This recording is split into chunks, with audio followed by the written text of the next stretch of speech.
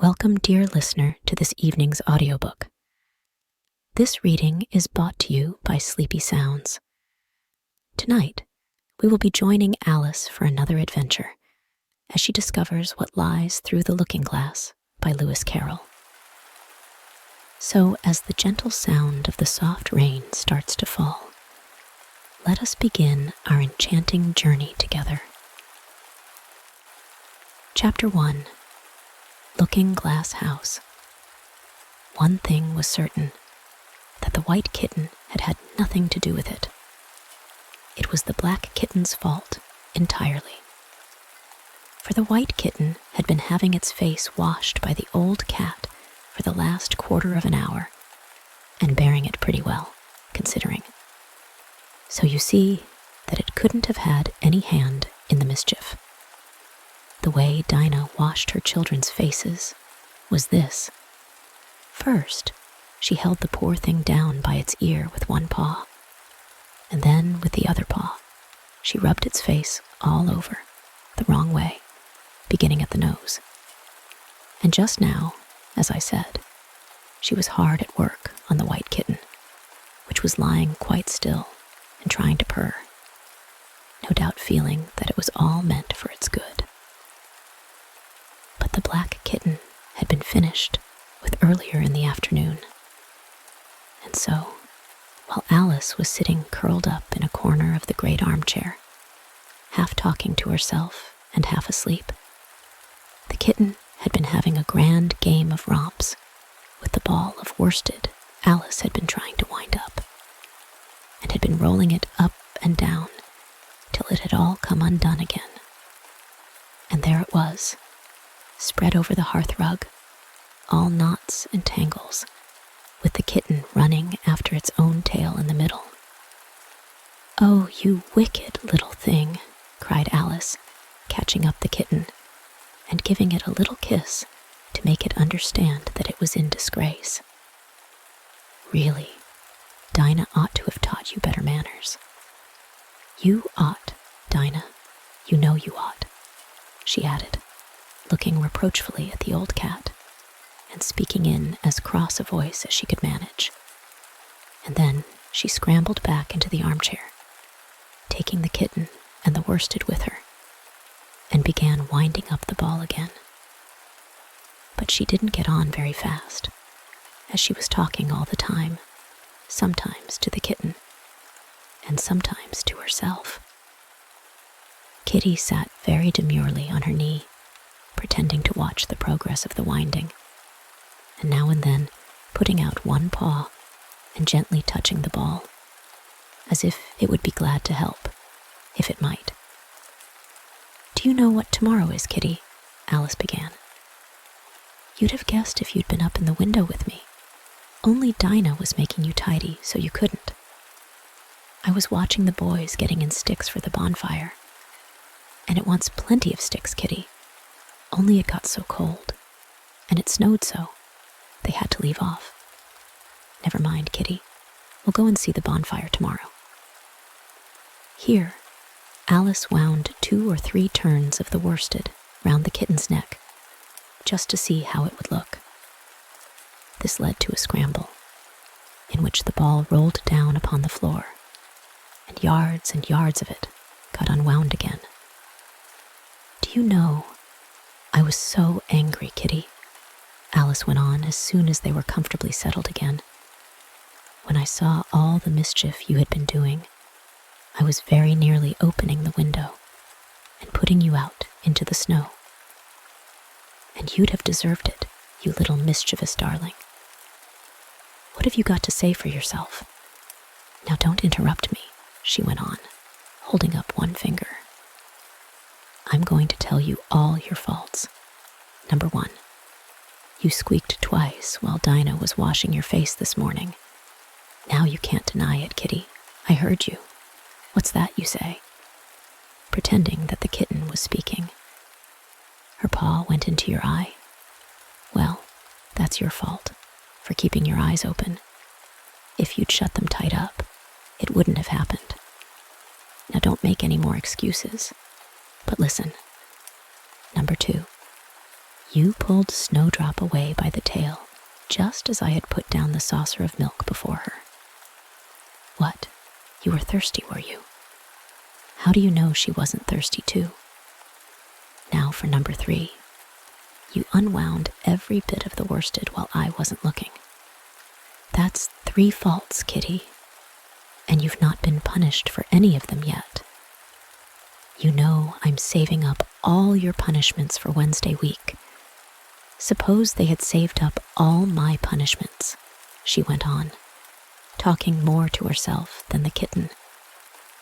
What would they do at the end of a year? I should be sent to prison, I suppose, when the day came. Or, let me see, suppose each punishment was to be going without a dinner. Then, when the miserable day came, I should have to go without 50 dinners at once. Well, I shouldn't mind that much. I'd far rather go without them than eat them. Do you hear the snow against the window panes, Kitty?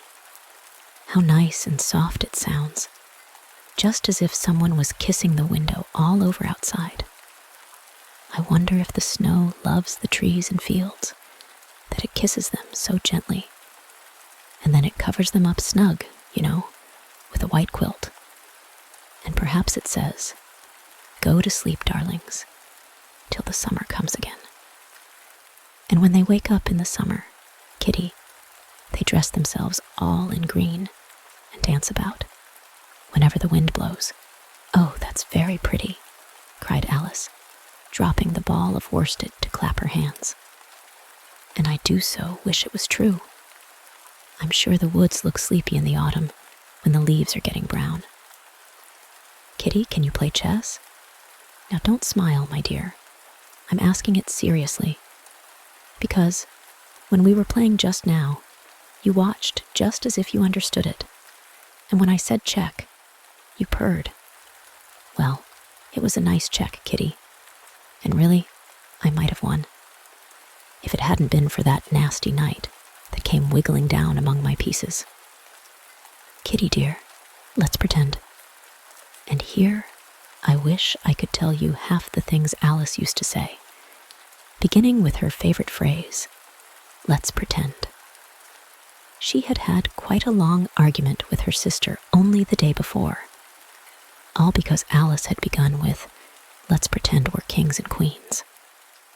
And her sister, who liked being very exact, had argued that they couldn't, because there were only 2 of them. And Alice had been reduced at last to say, "Well, you can be one of them then, and I'll be all the rest." And once she had really frightened her old nurse by shouting suddenly in her ear, "Nurse, let's pretend that I'm a hungry hyena and you're a bone." But this is taking us away from Alice's speech to the kitten. Let's pretend that you're the Red Queen, Kitty. Do you know, I think if you sat up and folded your arms, you'd look exactly like her. Now do try, there's a dear. And Alice got the Red Queen off the table and set it up before the kitten as a model for it to imitate. However, the thing didn't succeed principally, Alice said, because the kitten wouldn't fold its arms properly. So, to punish it, she held it up to the looking-glass, that it might see how sulky it was. "And if you're not good directly," she added, "I'll put you through into Looking-Glass House. How would you like that? Now, if you'll only attend, Kitty, and not talk so much, I'll tell you all my ideas about Looking-Glass House. First, there's the room you can see through the glass. That's just the same as our drawing room, only the things go the other way. I can see all of it when I get upon a chair, all but the bit behind the fireplace. Oh, I do so wish I could see that bit. I want so much to know whether they've a fire in the winter. You never can tell, unless our fire smokes, and then smoke comes up in that room too. But that may be only pretense, just to make it look as if they had a fire. Well then, books are something like our books, only the words go the wrong way. I know that because I've held up one of our books to the glass, and then they hold up one in the other room. How would you like to live in Looking Glass House, Kitty? I wonder if they'd give you milk in there. Perhaps Looking Glass milk isn't good to drink. But oh, Kitty, now we come to the passage. You can just see a little peep of the passage in Looking Glass House. If you leave the door of our drawing room wide open, and it's very like our passage as far as you can see, only you know it may be quite different on beyond. Oh, Kitty, how nice it would be if we could only get through into Looking Glass House. I'm sure it's got, such beautiful things in it. Let's pretend there's a way of getting through into it somehow, Kitty. Let's pretend the glass has got all soft like gauze, so that we can get through. Why, it's turning into a sort of mist now, I declare. It'll be easy enough to get through. She was up on the chimney piece while she said this, though she hardly knew how she had got there. And certainly the glass was beginning to melt away, just like a bright, silvery mist. In another moment, Alice was through the glass and had jumped lightly down into the looking-glass room. The very first thing she did was to look whether there was a fire in the fireplace, and she was quite pleased to find that there was a real one, blazing away as brightly as the one she had left behind. So I shall be as warm here as I was in the old room, thought Alice. Warmer, in fact, because there'll be no one here to scold me away from the fire. Oh, what fun it'll be when they see me through the glass in here and can't get at me. Then she began looking about and noticed that what could be seen from the old room was quite common and uninteresting, but that all the rest was as different as possible. For instance, the pictures on the wall next the fire seemed to be all alive, and the very clock on the chimney piece, you can only see the back of it in the looking glass, had got the face of a little old man and grinned at her. They don't keep this room so tidy as the other, Alice thought to herself, as she noticed several of the chessmen down in the hearth among the cinders. But in another moment, with a little "oh" of surprise, she was down on her hands and knees watching them. The chessmen were walking about, 2 and 2. "Here are the Red King and the Red Queen," Alice said, in a whisper, for fear of frightening them. "And there are the White King and the White Queen, sitting on the edge of the shovel. And here are 2 castles walking arm in arm. I don't think they can hear me," she went on, as she put her head closer down. "And I'm nearly sure they can't see me. I feel somehow as if I were invisible."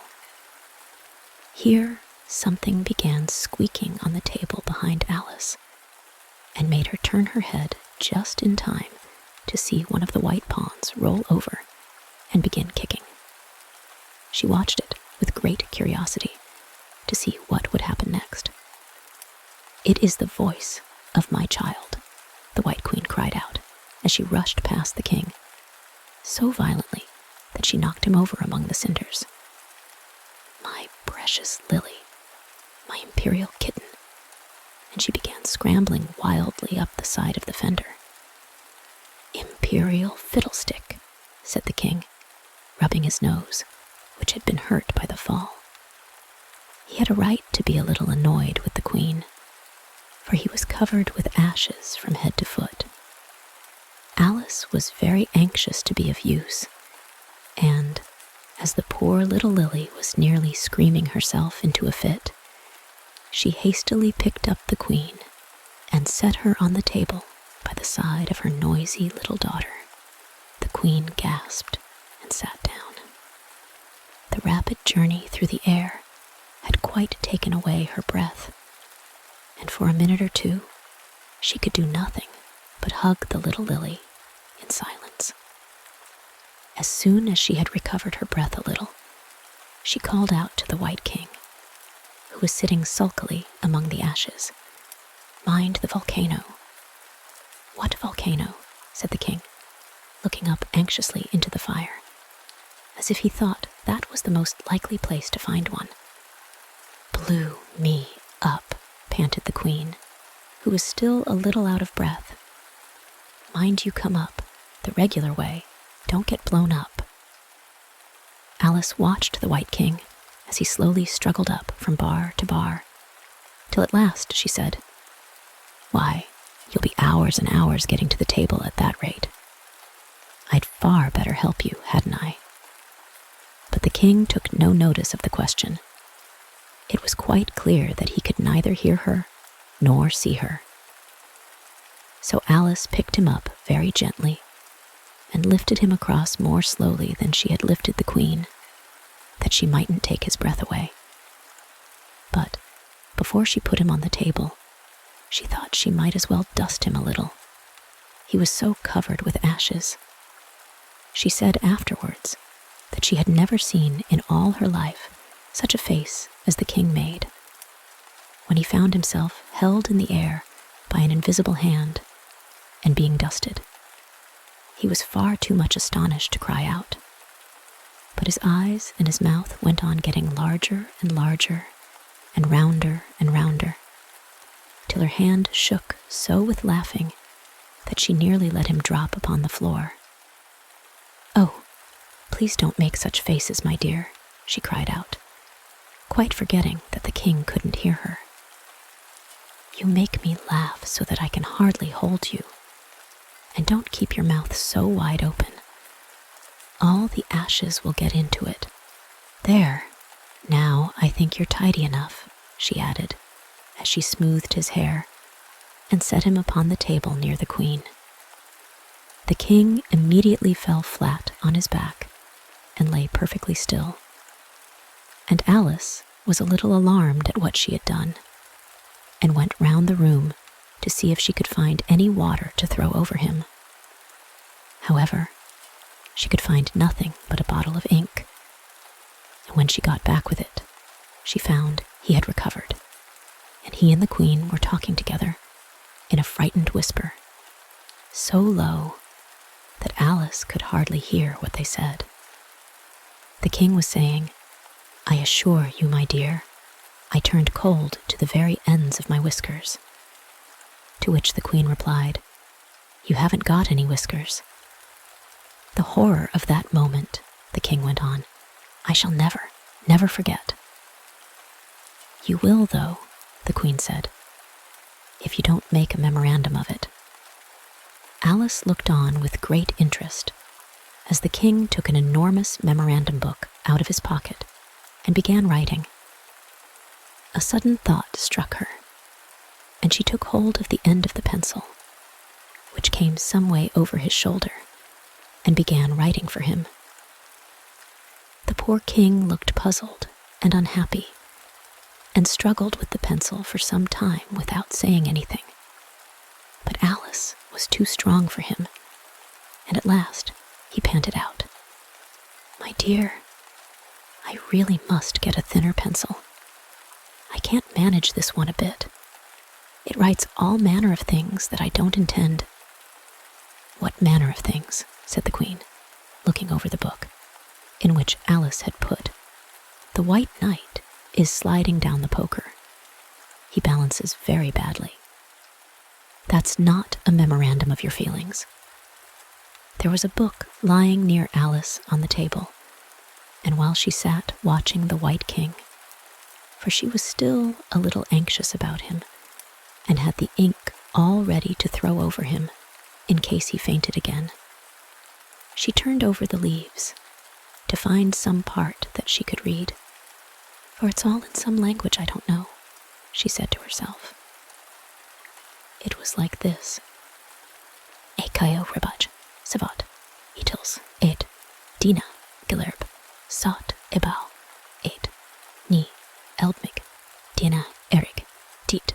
Sevokorab, 8, Eru, Ismim, Ella, Embark, Star, Imom, 8, Dina. She puzzled over this for some time, but at last a bright thought struck her.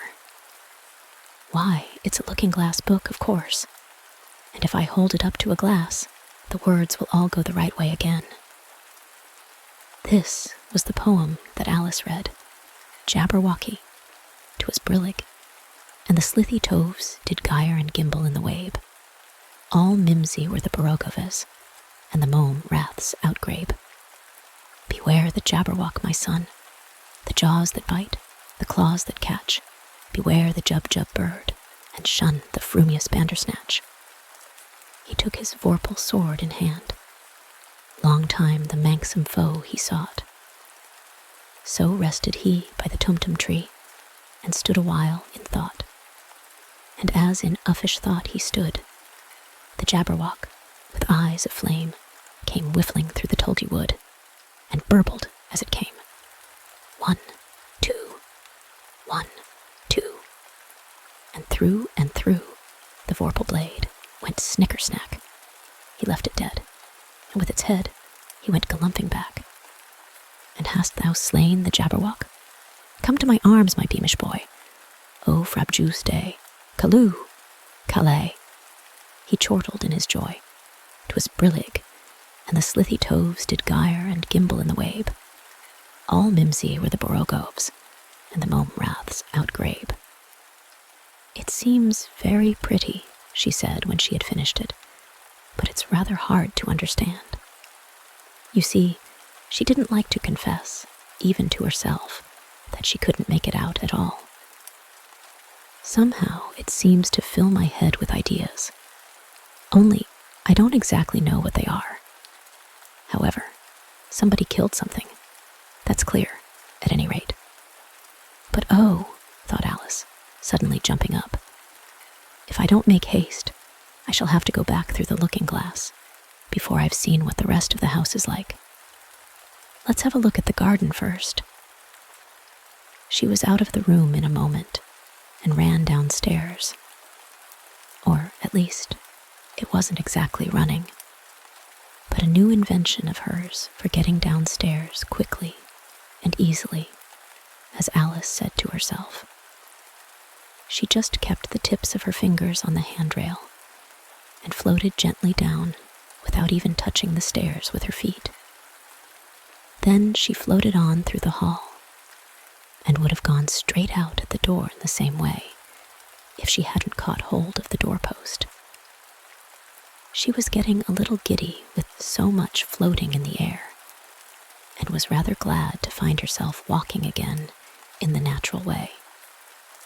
Chapter 2. The Garden of Live Flowers.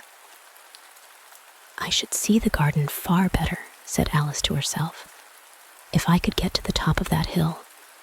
And here's a path that leads straight to it. At least, no, it doesn't do that. After going a few yards along the path and turning several sharp corners. But I suppose it will at last. But how curiously it twists. It's more like a corkscrew than a path. Well, this turn goes to the hill, I suppose. No, it doesn't. This goes straight back to the house. Well then, I'll try it the other way. And so she did, wandering up and down and trying turn after turn, but always coming back to the house, do what she would.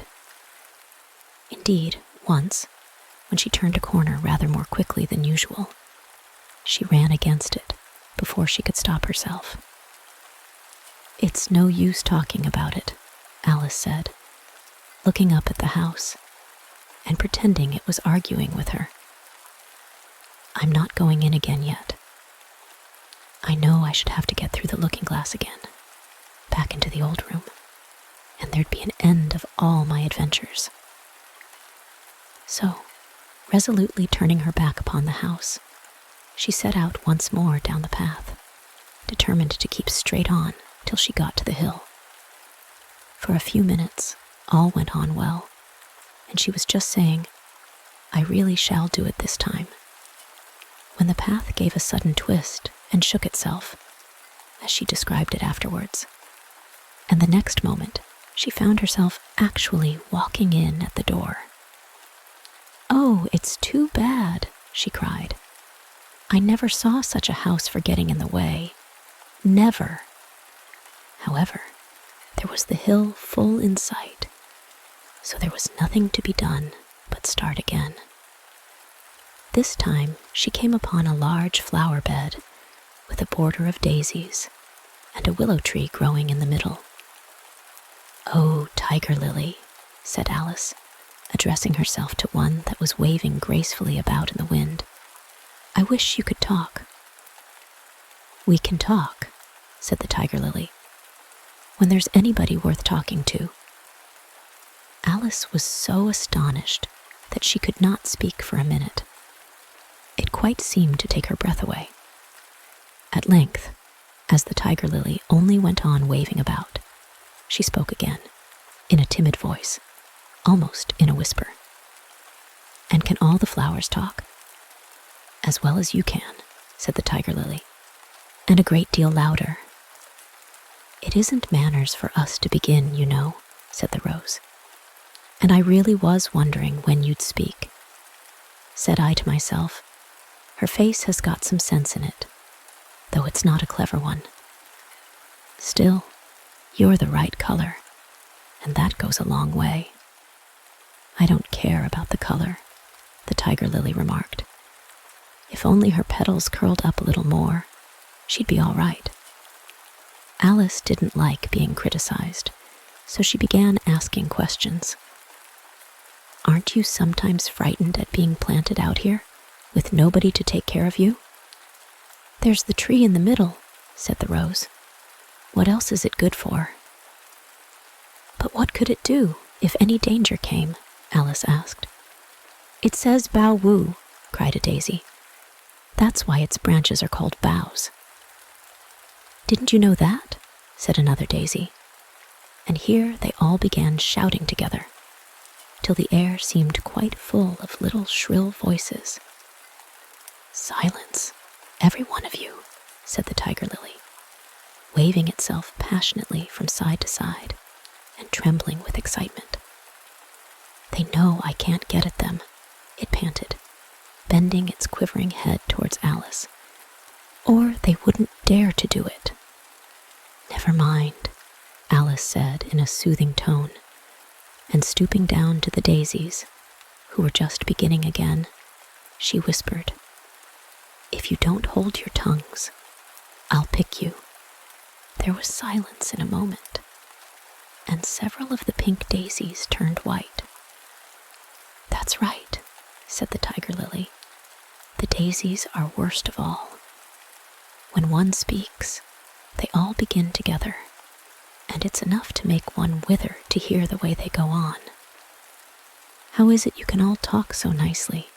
Alice said, hoping to get it into a better temper by a compliment. "I've been in many gardens before, but none of the flowers could talk." "Put your hand down and feel the ground," said the Tiger Lily. "Then you'll know why." Alice did so. "It's very hard," she said, "but I don't see what that has to do with it." "In most gardens," the Tiger Lily said, "they make the beds too soft, so that the flowers are always asleep." This sounded a very good reason, and Alice was quite pleased to know it. "I never thought of that before," she said. "It's my opinion that you never think at all," the Rose said in a rather severe tone. "I never saw anybody that looked stupider," a Violet said, so suddenly that Alice quite jumped, for it hadn't spoken before. "Hold your tongue," cried the Tiger Lily. "As if you ever saw anybody. You keep your head under the leaves and snore away there, till you know no more what's going on in the world than if you were a bud." "Are there any more people in the garden besides me?" Alice said, not choosing to notice the Rose's last remark. "There's one other flower in the garden that can move about like you," said the Rose. I wonder how you do it." "You're always wondering," said the tiger lily. "But she's more bushy than you are." "Is she like me?" Alice asked eagerly, for the thought crossed her mind. "There's another little girl in the garden somewhere." "Well, she has the same awkward shape as you," the rose said, "but she's redder, and her petals are shorter, I think." "Her petals are done up close, almost like a dahlia," the tiger lily interrupted. "Not tumbled about anyhow, like yours." "But that's not your fault," the rose added kindly. "You're beginning to fade, you know, and then one can't help one's petals getting a little untidy." Alice didn't like this idea at all. So, to change the subject, she asked, "Does she ever come out here?" "I dare say you'll see her soon," said the rose. "She's one of the thorny kind." "Where does she wear the thorns?" Alice asked with some curiosity. "Why, all round her head, of course," the rose replied. "I was wondering you hadn't got some too. I thought it was the regular rule." "She's coming," said the larkspur. "She's coming," said the larkspur. "I hear her footstep, thump, thump, along the gravel walk." Alice looked round eagerly and found that it was the Red Queen. "She's grown a good deal," was her first remark. She had indeed. When Alice first found her in the ashes, she had been only 3 inches high, and here she was, half a head taller than Alice herself. "It's the fresh air that does it," said the rose. "Wonderfully fine air it is, out here." "I think I'll go and meet her," said Alice, for though the flowers were interesting enough, she felt that it would be far grander to have a talk with a real queen. "You can't possibly do that," said the rose. "I should advise you to walk the other way." This sounded nonsense to Alice, so she said nothing, but set off at once towards the Red Queen. To her surprise, she lost sight of her in a moment, and found herself walking in at the front door again. A little provoked, she drew back, and after looking everywhere for the Queen, whom she spied out at last, a long way off, she thought she would try the plan, this time, of walking in the opposite direction. It succeeded beautifully. She had not been walking a minute before she found herself face to face with the Red Queen, and full in sight of the hill she had been so long aiming at. "Where do you come from?" said the Red Queen. "And where are you going? Look up, speak nicely, and don't twiddle your fingers all the time." Alice attended to all these directions and explained, as well as she could, that she had lost her way. "I don't know what you mean by your way," said the Queen. "All the ways about here belong to me. But why did you come out here at all?" she added in a kinder tone. "Curtsy, while you're thinking what to say. It saves time." Alice wondered a little at this, but she was too much in awe of the Queen to disbelieve it. "I'll try it when I go home," she thought to herself. "The next time I'm a little late for dinner." "It's time for you to answer now," the Queen said, looking at her watch.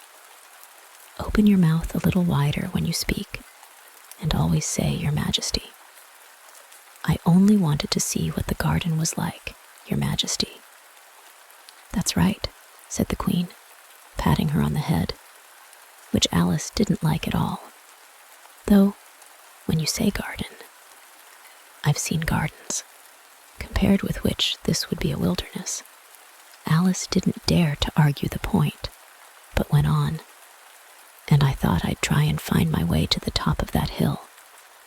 "When you say hill," the Queen interrupted, "I could show you hills, in comparison with which you'd call that a valley." "No, I shouldn't," said Alice, surprised into contradicting her at last. "A hill can't be a valley, you know. That would be nonsense." The Red Queen shook her head. "You may call it nonsense if you like," she said, "but I've heard nonsense, compared with which that would be as sensible as a dictionary." Alice curtsied again, as she was afraid from the Queen's tone that she was a little offended, and they walked on in silence till they got to the top of the little hill. For some minutes, Alice stood without speaking, looking out in all directions over the country, and a most curious country it was. There were a number of tiny little brooks running straight across it from side to side, and the ground between was divided up into squares by a number of little green hedges that reached from brook to brook. "I declare it's marked out just like a large chessboard," Alice said at last. "There ought to be some men moving about somewhere. And so there are," she added in a tone of delight, and her heart began to beat quick with excitement as she went on. "It's a great huge game of chess that's being played all over the world, if this is the world at all, you know. Oh, what fun it is. How I wish I was one of them. I wouldn't mind being a pawn, if only I might join. Though, of course, I should like to be a queen, best." She glanced rather shyly at the real queen as she said this, but her companion only smiled pleasantly and said, "That's easily managed. You can be the White Queen's pawn if you like, as Lily's too young to play. And you're in the second square to begin with. When you get to the 8th square, you'll be a queen." Just at this moment, somehow or other, they began to run.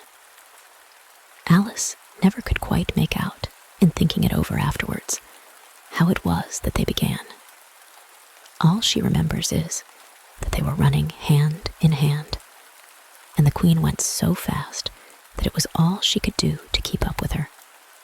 And still, the Queen kept crying, "Faster, faster." But Alice felt she could not go faster, though she had not breath left to say so. The most curious part of the thing was that the trees and the other things round them never changed their places at all.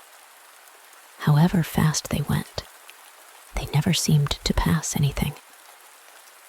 "I wonder if all the things move along with us," thought poor puzzled Alice. And the Queen seemed to guess her thoughts, for she said, "Faster, don't try to talk." Not that Alice had any idea of doing that. She felt as if she would never be able to talk again. She was getting so much out of breath. And still, the Queen cried, "Faster, faster," and dragged her along. "Are we nearly there?" Alice managed to pant out at last. "Nearly there," the Queen repeated. "Why, we passed it 10 minutes ago. Faster." And they ran on for a time in silence, with the wind whistling in Alice's ears, and almost blowing her hair off her head, she fancied.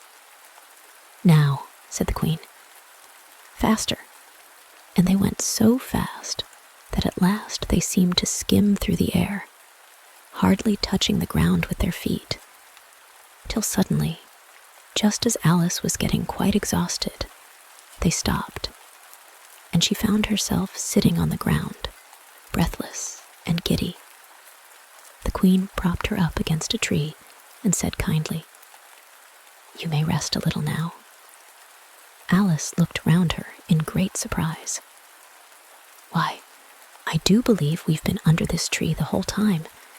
Everything's just as it was." "Of course it is," said the Queen. "What would you have it?" "Well, in our country," said Alice, still panting a little, "you generally get to somewhere else if you ran very fast for a long time, as we've been doing." "A slow sort of country," said the Queen. "Now here, you see, it takes all the running you can do to keep in the same place. If you want to get somewhere else, you must run at least twice as fast as that." "I'd rather not try, please," said Alice. I'm quite content to stay here. Only, I am so hot and thirsty." "I know what you'd like," the Queen said good-naturedly, taking a little box out of her pocket. "Have a biscuit." Alice thought it would not be civil to say no, though it wasn't at all what she wanted. So she took it and ate it as well as she could, and it was very dry, and she thought she had never been so nearly choked in all her life. "While you're refreshing yourself," said the Queen, "I'll just take the measurements." And she took a ribbon out of her pocket, marked in inches, and began measuring the ground and sticking little pegs in here and there. "At the end of 2 yards," she said, putting in a peg to mark the distance, "I shall give you your directions. Have another biscuit?" "No, thank you," said Alice. "One's quite enough." "Thirst quenched, I hope?" said the Queen. Alice did not know what to say to this, but luckily the Queen did not wait for an answer, but went on. "At the end of 3 yards, I shall repeat them, for fear of your forgetting them. At the end of 4, I shall say goodbye, and at the end of 5, I shall go." She had got all the pegs put in by this time, and Alice looked on with great interest as she returned to the tree, and then began slowly walking down the row. At the 2-yard peg, she faced round and said, "A pawn goes 2 squares in its first move, you know. So you'll go very quickly through the 3rd square, by railway, I should think, and you'll find yourself in the 4th square in no time. Well, that square belongs to Tweedledum and Tweedledee. The 5th is mostly water. The 6th belongs to Humpty Dumpty. But you make no remark?" I didn't know I had to make one, just then," Alice faltered out. "You should have said, 'It's extremely kind of you to tell me all this.' However, we'll suppose it said, 'The 7th square is all forest. However, one of the knights will show you the way, and in the 8th square, we shall be queens together, and it's all feasting and fun." Alice got up and curtsied and sat down again. At the next peg, the Queen turned again, and this time she said, "Speak in French when you can't think of the English for a thing. Turn out your toes as you walk, and remember who you are." She did not wait for Alice to curtsy this time, but walked on quickly to the next peg, where she turned for a moment to say, "Goodbye," and then hurried on to the last. How it happened, Alice never knew, but exactly as she came to the last peg, she was gone. Whether she vanished into the air, or whether she ran quickly into the wood, and she can run very fast, thought Alice. There was no way of guessing, but she was gone, and Alice began to remember that she was a pawn, and that it would soon be time for her to move. Chapter 3. Looking Glass Insects. Of course, the first thing to do was to make a grand survey of the country she was going to travel through. It's something very like learning geography, thought Alice, as she stood on tiptoe in hopes of being able to see a little further. Principal rivers, there are none. Principal mountains, I'm on the only one, but I don't think it's got any name. Principal towns, why, what are those creatures making honey down there? They can't be bees. Nobody ever saw bees a mile off, you know.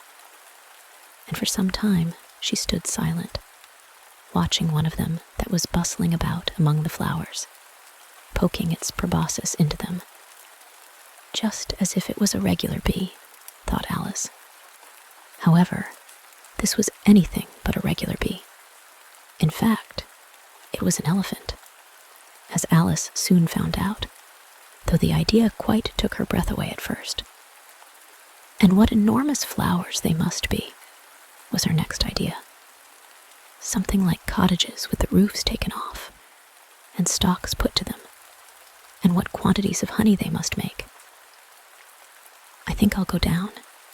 And no, I won't just yet, she went on, checking herself just as she was beginning to run down the hill, and trying to find some excuse for turning shy so suddenly.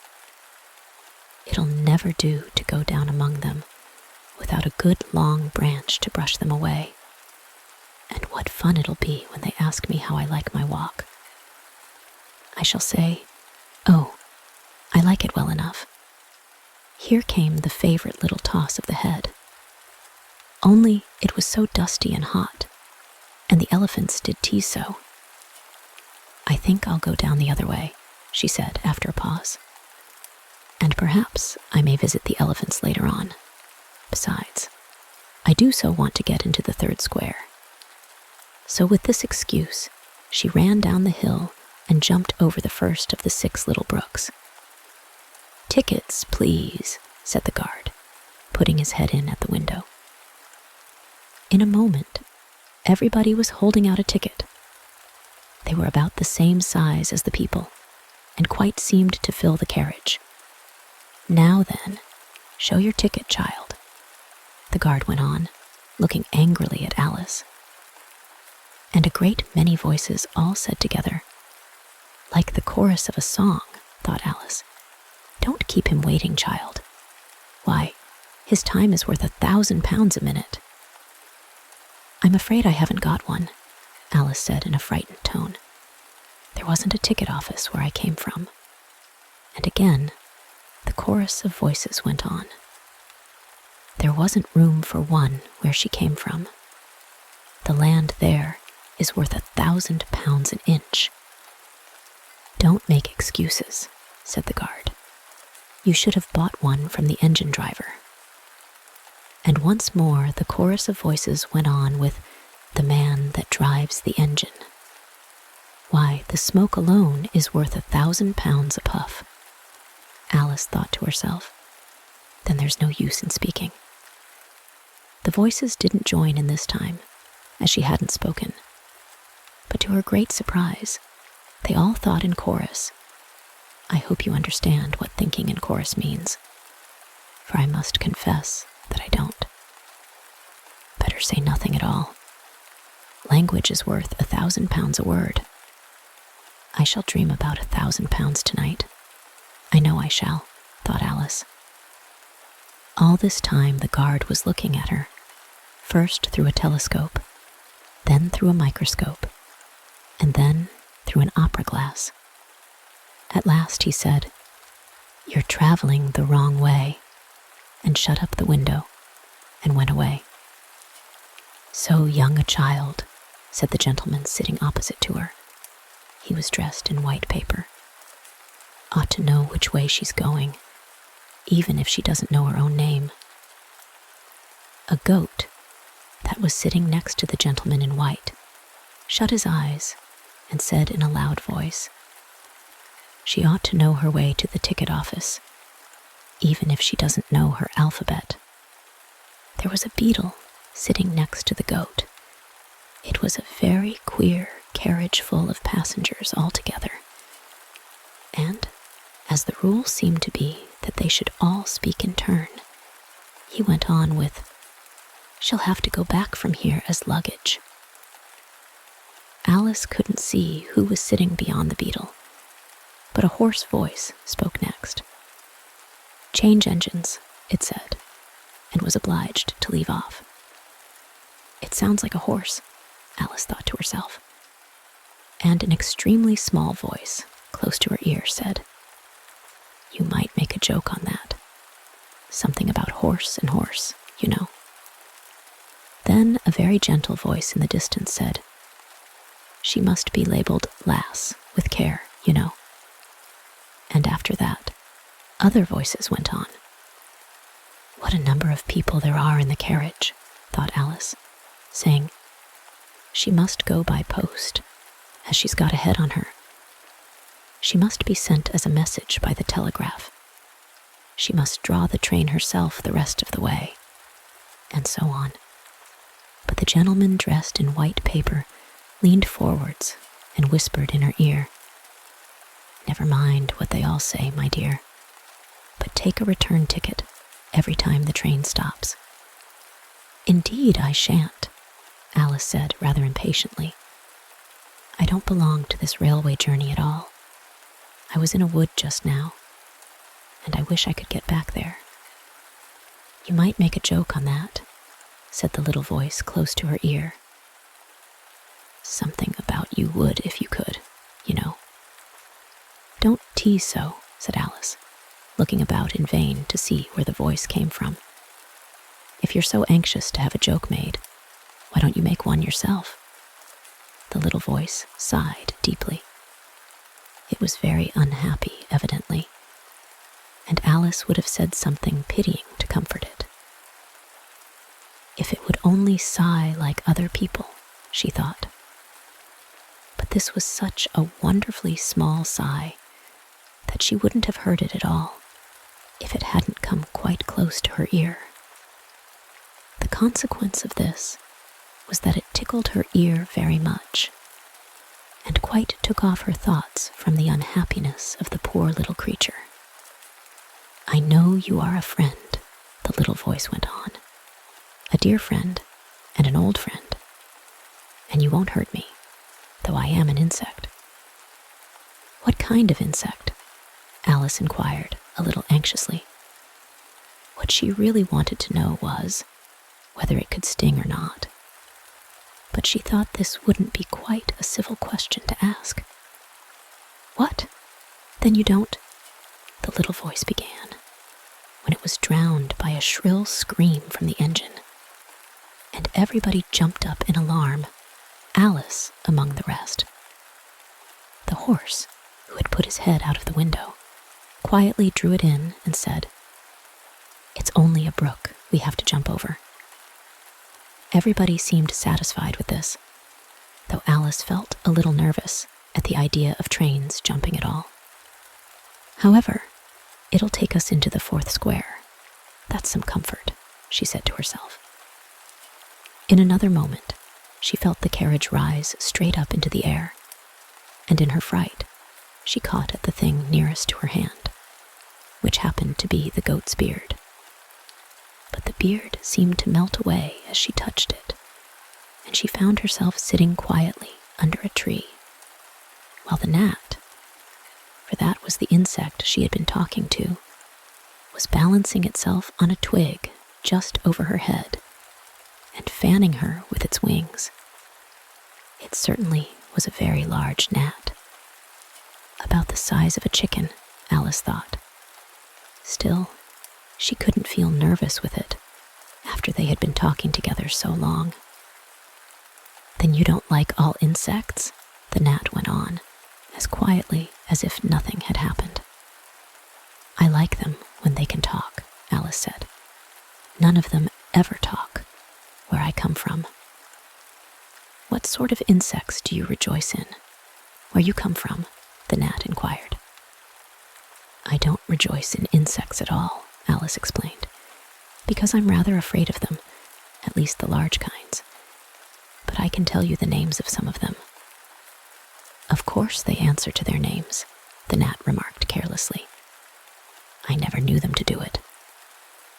"What's the use of their having names," the gnat said, "if they won't answer to them?" "No use to them," said Alice.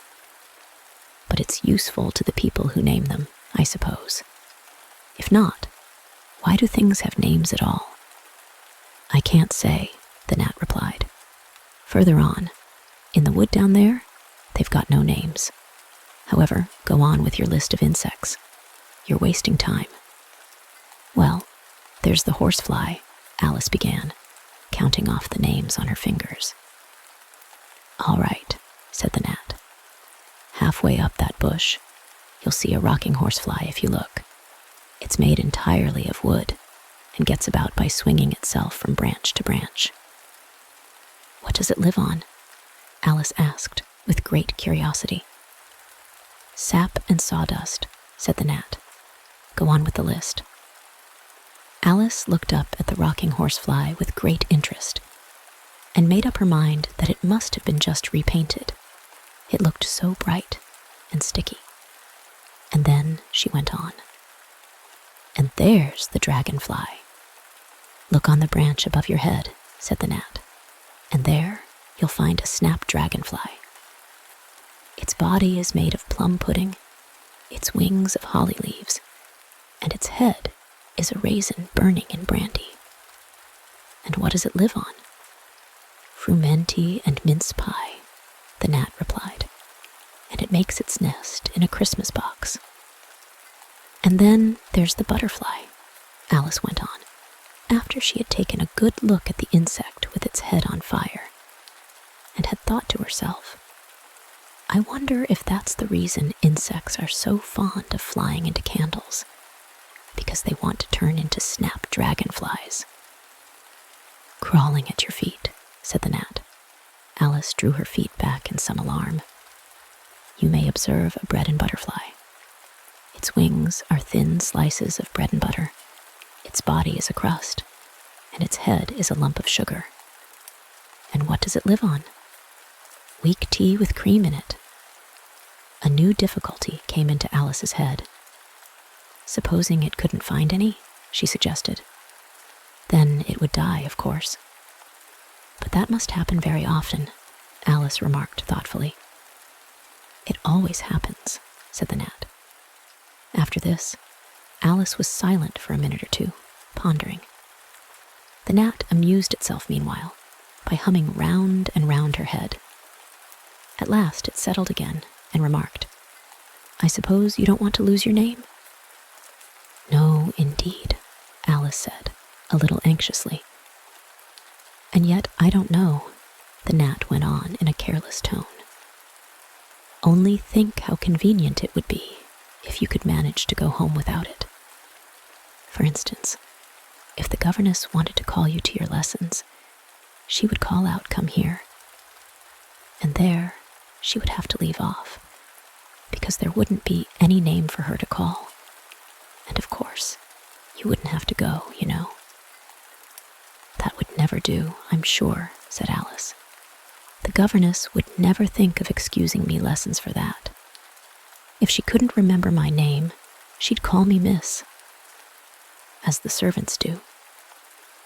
"Well, if she said Miss, and didn't say anything more," the gnat remarked, "of course you'd miss your lessons. That's a joke. I wish you had made it." "Why do you wish I had made it?" Alice asked. "It's a very bad one." But the gnat only sighed deeply, while 2 large tears came rolling down its cheeks. "You shouldn't make jokes," Alice said, "if it makes you so unhappy."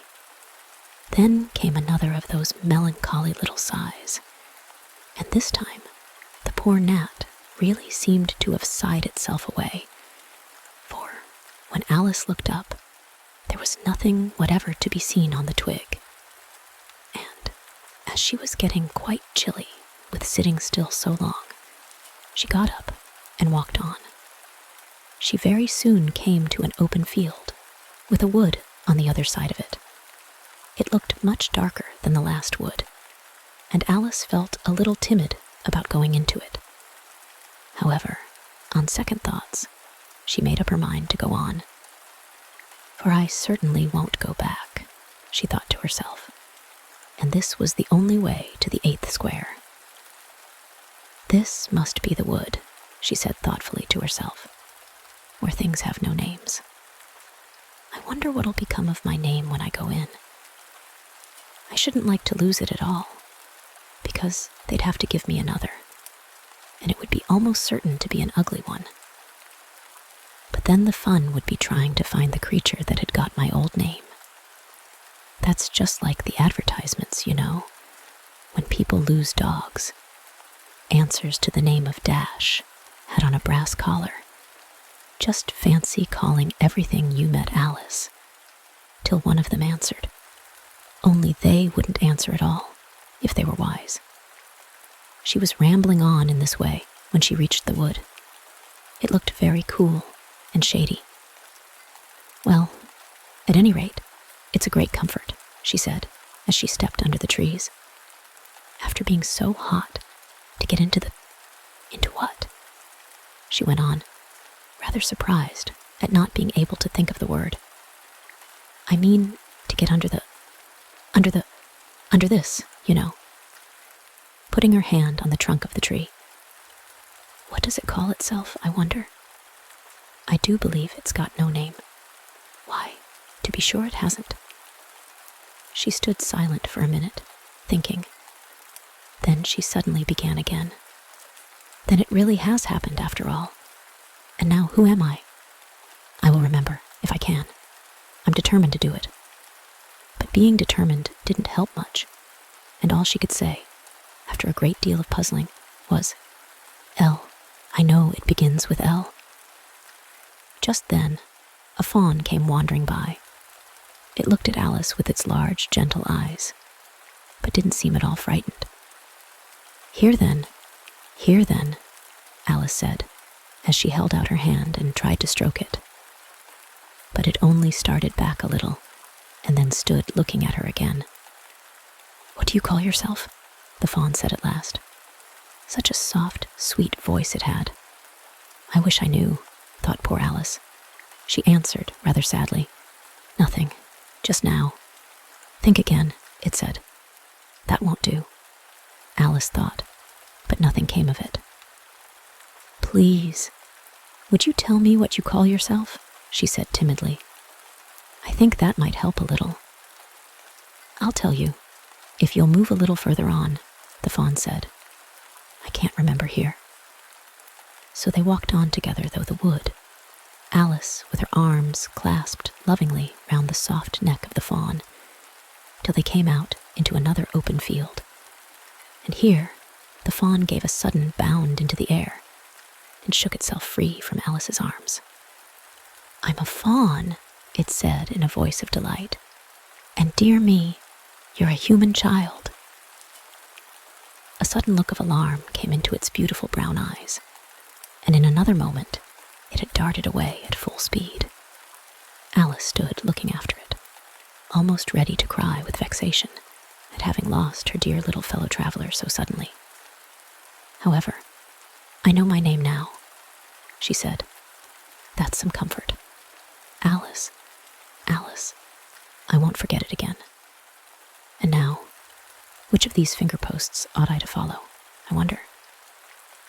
It was not a very difficult question to answer, as there was only one road through the wood, and the two finger posts both pointed along it. I'll settle it, Alice said to herself, when the road divides and they point different ways. But this did not seem likely to happen. She went on and on, a long way, but wherever the road divided, there were sure to be two finger posts pointing the same way. One marked to Tweedledum's house, and the other to the house of Tweedledee. I do believe, said Alice at last, that they live in the same house. I wonder I never thought of that before, but I can't stay there long. I'll just call and say, how do you do? And ask them the way out of the wood. If I could only get to the 8th square before it gets dark. So she wandered on, talking to herself as she went, till, on turning a sharp corner, she came upon two fat little men, so suddenly that she could not help starting back. But in another moment, she recovered herself, feeling sure that they must be. Chapter 4. Tweedledum and Tweedledee. They were standing under a tree, each with an arm round the other's neck, and Alice knew which was which in a moment, because one of them had Dum embroidered on his collar, and the other D. I suppose they've each got Tweedle round at the back of the collar, she said to herself. They stood so still that she quite forgot they were alive, and she was just looking round to see if the word Tweedle was written at the back of each collar, when she was startled by a voice coming from the one marked Dum. If you think we're waxworks, he said, you ought to pay, you know. Waxworks weren't made to be looked at for nothing, nohow. Contrariwise, added the one marked D.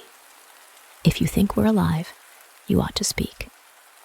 I'm sure I'm very sorry, was all Alice could say, for the words of the old song kept ringing through her head like the ticking of a clock, and she could hardly help saying them out loud. Tweedledum and Tweedledee agreed to have a battle. For Tweedledum said Tweedledee had spoiled his nice new rattle. Just then flew down a monstrous crow, as black as a tar barrel, which frightened both the heroes, so they quite forgot their quarrel. I know what you're thinking about, said Tweedledum, but it isn't so, nohow. Contrariwise, continued Tweedledee, if it was so, it might be, and if it were so, it would be, but as it isn't, it ain't. That's logic. I was thinking, Alice said very politely, which is the best way out of this wood. It's getting so dark. Would you tell me, please? But the little men only looked at each other and grinned. They looked so exactly like a couple of great schoolboys that Alice couldn't help pointing her finger at Tweedledum and saying, "First boy." "Nohow," Tweedledum cried out briskly, and shut his mouth up again with a snap. "Next boy," said Alice, passing on to Tweedledee, though she felt quite certain he would only shout out, "Contrariwise." And so he did. "You've been wrong," said Tweedledum. "The first thing in a visit is to say, 'How do you do?' and shake hands." And here the two brothers gave each other a hug, and then they held out the two hands that were free to shake hands with her. Alice did not like shaking hands with either of them first, for fear of hurting the other one's feelings. So, as the best way out of the difficulty, she took hold of both hands at once. The next moment, they were dancing round in a ring. This seemed quite natural, she remembered afterwards, and she was not even surprised to hear music playing. It seemed to come from the tree under which they were dancing, and it was done, as well as she could make it out, by the branches rubbing one across the other, like fiddles and fiddlesticks. But it certainly was funny, Alice said afterwards, when she was telling her sister the history of all this, to find myself singing, "Here we go round the mulberry bush." I don't know when I began it, but somehow I felt as if I'd been singing it a long, long time.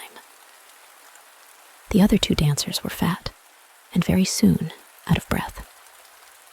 4 times round is enough for one dance, Tweedledum panted out, and they left off dancing as suddenly as they had begun. The music stopped at the same moment. Then they let go of Alice's hands and stood looking at her for a minute. There was a rather awkward pause, as Alice didn't know how to begin a conversation with people she had just been dancing with. It would never do to say, "How do you do?" Now, she said to herself, we seem to have got beyond that somehow. "I hope you're not much tired?" she said at last. "Nohow, and thank you very much for asking," said Tweedledum. "So much obliged," added Tweedledee. "You like poetry?" "Yes, pretty well." "Some poetry," Alice said doubtfully. "Would you tell me which road leads out of the wood?" "What shall I repeat to her?" said Tweedledee, looking round at Tweedledum with great solemn eyes, and not noticing Alice's question. "The walrus and the carpenter is the longest," Tweedledum replied, giving his brother an affectionate hug. Tweedledee began instantly. The sun was shining. Here Alice ventured to interrupt him. "If it's very long," she said, as politely as she could, "would you please tell me first which road?" Tweedledee smiled gently and began again. The sun was shining on the sea, shining with all his might. He did his very best to make the billows smooth and bright. And this was odd, because it was the middle of the night. The moon was shining sulkily, because she thought the sun had got no business to be there after the day was done. "It's very rude of him," she said, "to come and spoil the fun." The sea was wet as wet could be. The sands were dry as dry. You could not see a cloud, because no cloud was in the sky. No birds were flying overhead. There were no birds to fly. The walrus and the carpenter were walking close at hand. They wept like anything to see such quantities of sand. If this were only cleared away, they said, it would be grand. If 7 maids with 7 mops swept it for half a year, do you suppose, the walrus said, that they could get it clear? "I doubt it," said the carpenter, and shed a bitter tear. "Oh, oysters, come and walk with us." The walrus did beseech. "A pleasant walk, a pleasant talk, along the briny beach. We cannot do with more than 4, to give a hand to each." The eldest oyster looked at him, but never a word he said. The eldest oyster winked his eye and shook his heavy head, meaning to say he did not choose to leave the oyster bed. But 4 young oysters hurried up, all eager for the treat. Their coats were brushed, their faces washed, their shoes were clean and neat. And this was odd, because, they hadn't any feet. 4 other oysters followed them, and yet another 4. And thick and fast they came at last, and more, and more, and more, all hopping through the frothy waves and scrambling to the shore. The walrus and the carpenter walked on a mile or so, and then they rested on a rock, conveniently low. And all the little oysters stood and waited in a row.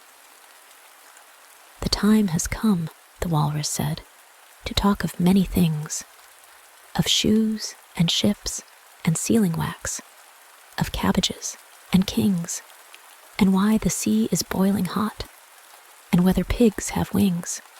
But wait a bit," the oysters said, "before we have our chat.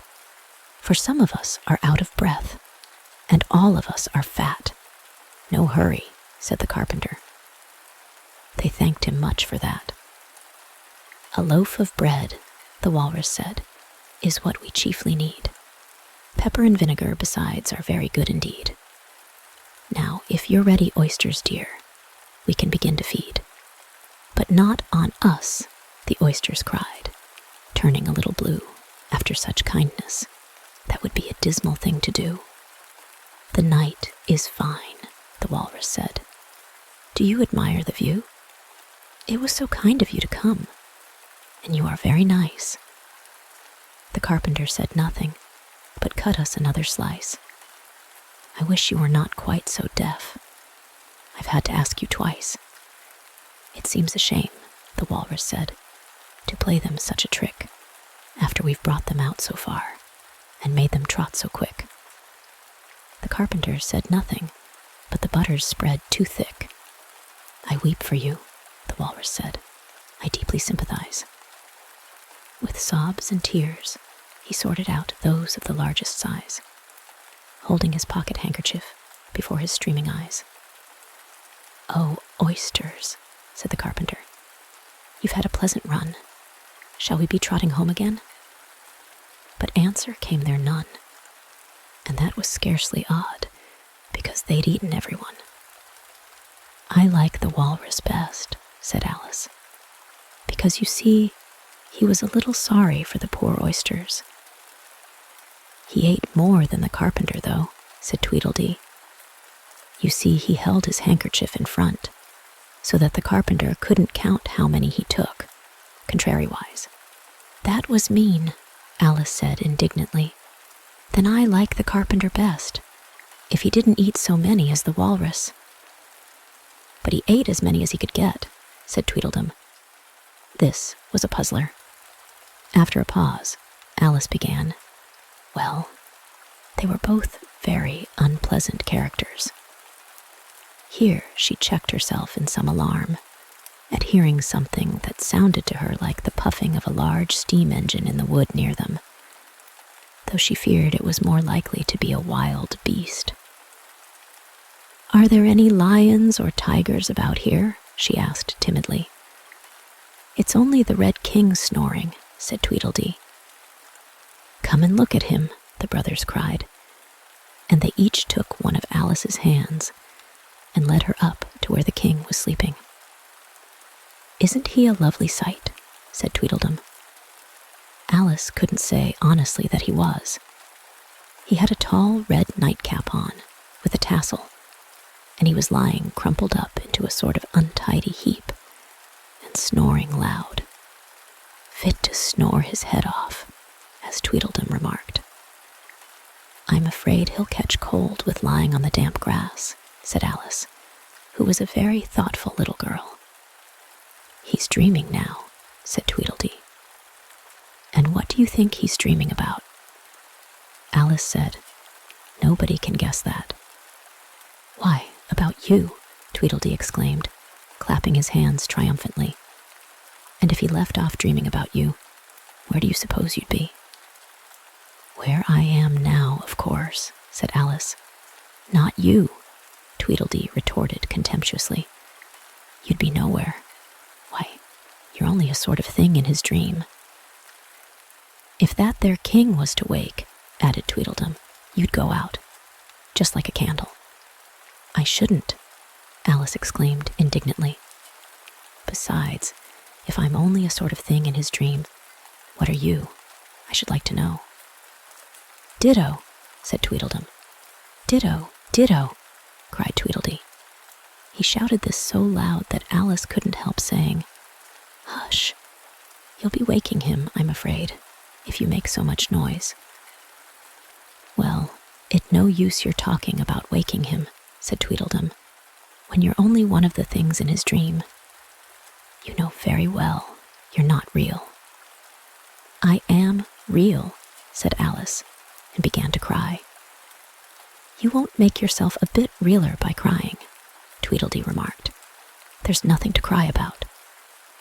"If I wasn't real," Alice said, half laughing through her tears, "it all seemed so ridiculous. I shouldn't be able to cry." "I hope you don't suppose those are real tears?" Tweedledum interrupted in a tone of great contempt. "I know they're talking nonsense," Alice thought to herself, "and it's foolish to cry about it." So she brushed away her tears and went on as cheerfully as she could. "At any rate, I'd better be getting out of the wood, for really, it's coming on very dark. Do you think it's going to rain?" Tweedledum spread a large umbrella over himself and his brother and looked up into it. "No, I don't think it is," he said. "At least, not under here. Nohow. But it may rain outside." "It may, if it chooses," said Tweedledee. "We've no objection, contrariwise." "Selfish things," thought Alice, and she was just going to say good night and leave them when Tweedledum sprang out from under the umbrella and seized her by the wrist. "Do you see that?" he said, in a voice choking with passion, and his eyes grew large and yellow all in a moment as he pointed with a trembling finger at a small white thing lying under the tree. "It's only a rattle," Alice said, after a careful examination of the little white thing. "Not a rattlesnake, you know," she added hastily, thinking that he was frightened. "Only an old rattle, quite old and broken." "I knew it was," said Tweedledum, beginning to stamp about wildly and tear his hair. "It's spoiled, of course." Here he looked at Tweedledee, who immediately sat down on the ground and tried to hide himself under the umbrella. Alice laid her hand upon his arm and said in a soothing tone, "You needn't be so angry about an old rattle." "But it isn't old," Tweedledum cried, in a greater fury than ever. "It's new, I tell you.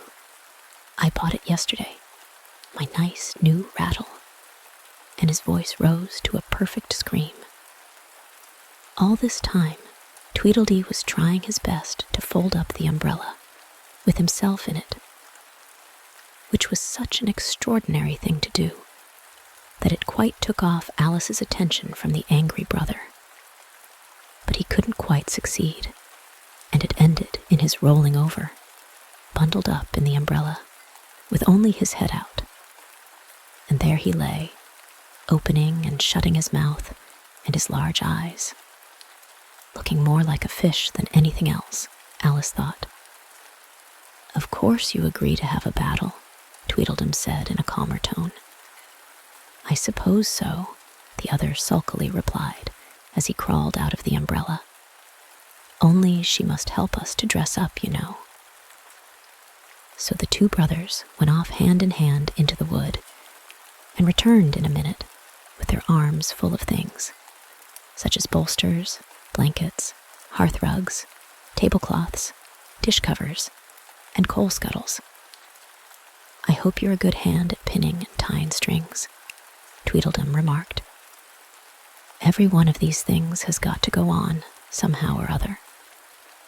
Alice said, afterwards, she had never seen such a fuss made about anything in all her life. The way those two bustled about, and the quantity of things they put on, and the trouble they gave her in tying strings and fastening buttons. Really, they'll be more like bundles of old clothes than anything else by the time they're ready, she said to herself, as she arranged a bolster round the neck of Tweedledee to keep his head from being cut off, as he said. "You know," he added very gravely, "it's one of the most serious things that can possibly happen to one in a battle, to get one's head cut off." Alice laughed aloud, but she managed to turn it into a cough, for fear of hurting his feelings. "Do I look very pale?" said Tweedledum, coming up to have his helmet tied on. He called it a helmet, though it certainly looked much more like a saucepan. "Well, yes, a little," Alice replied gently.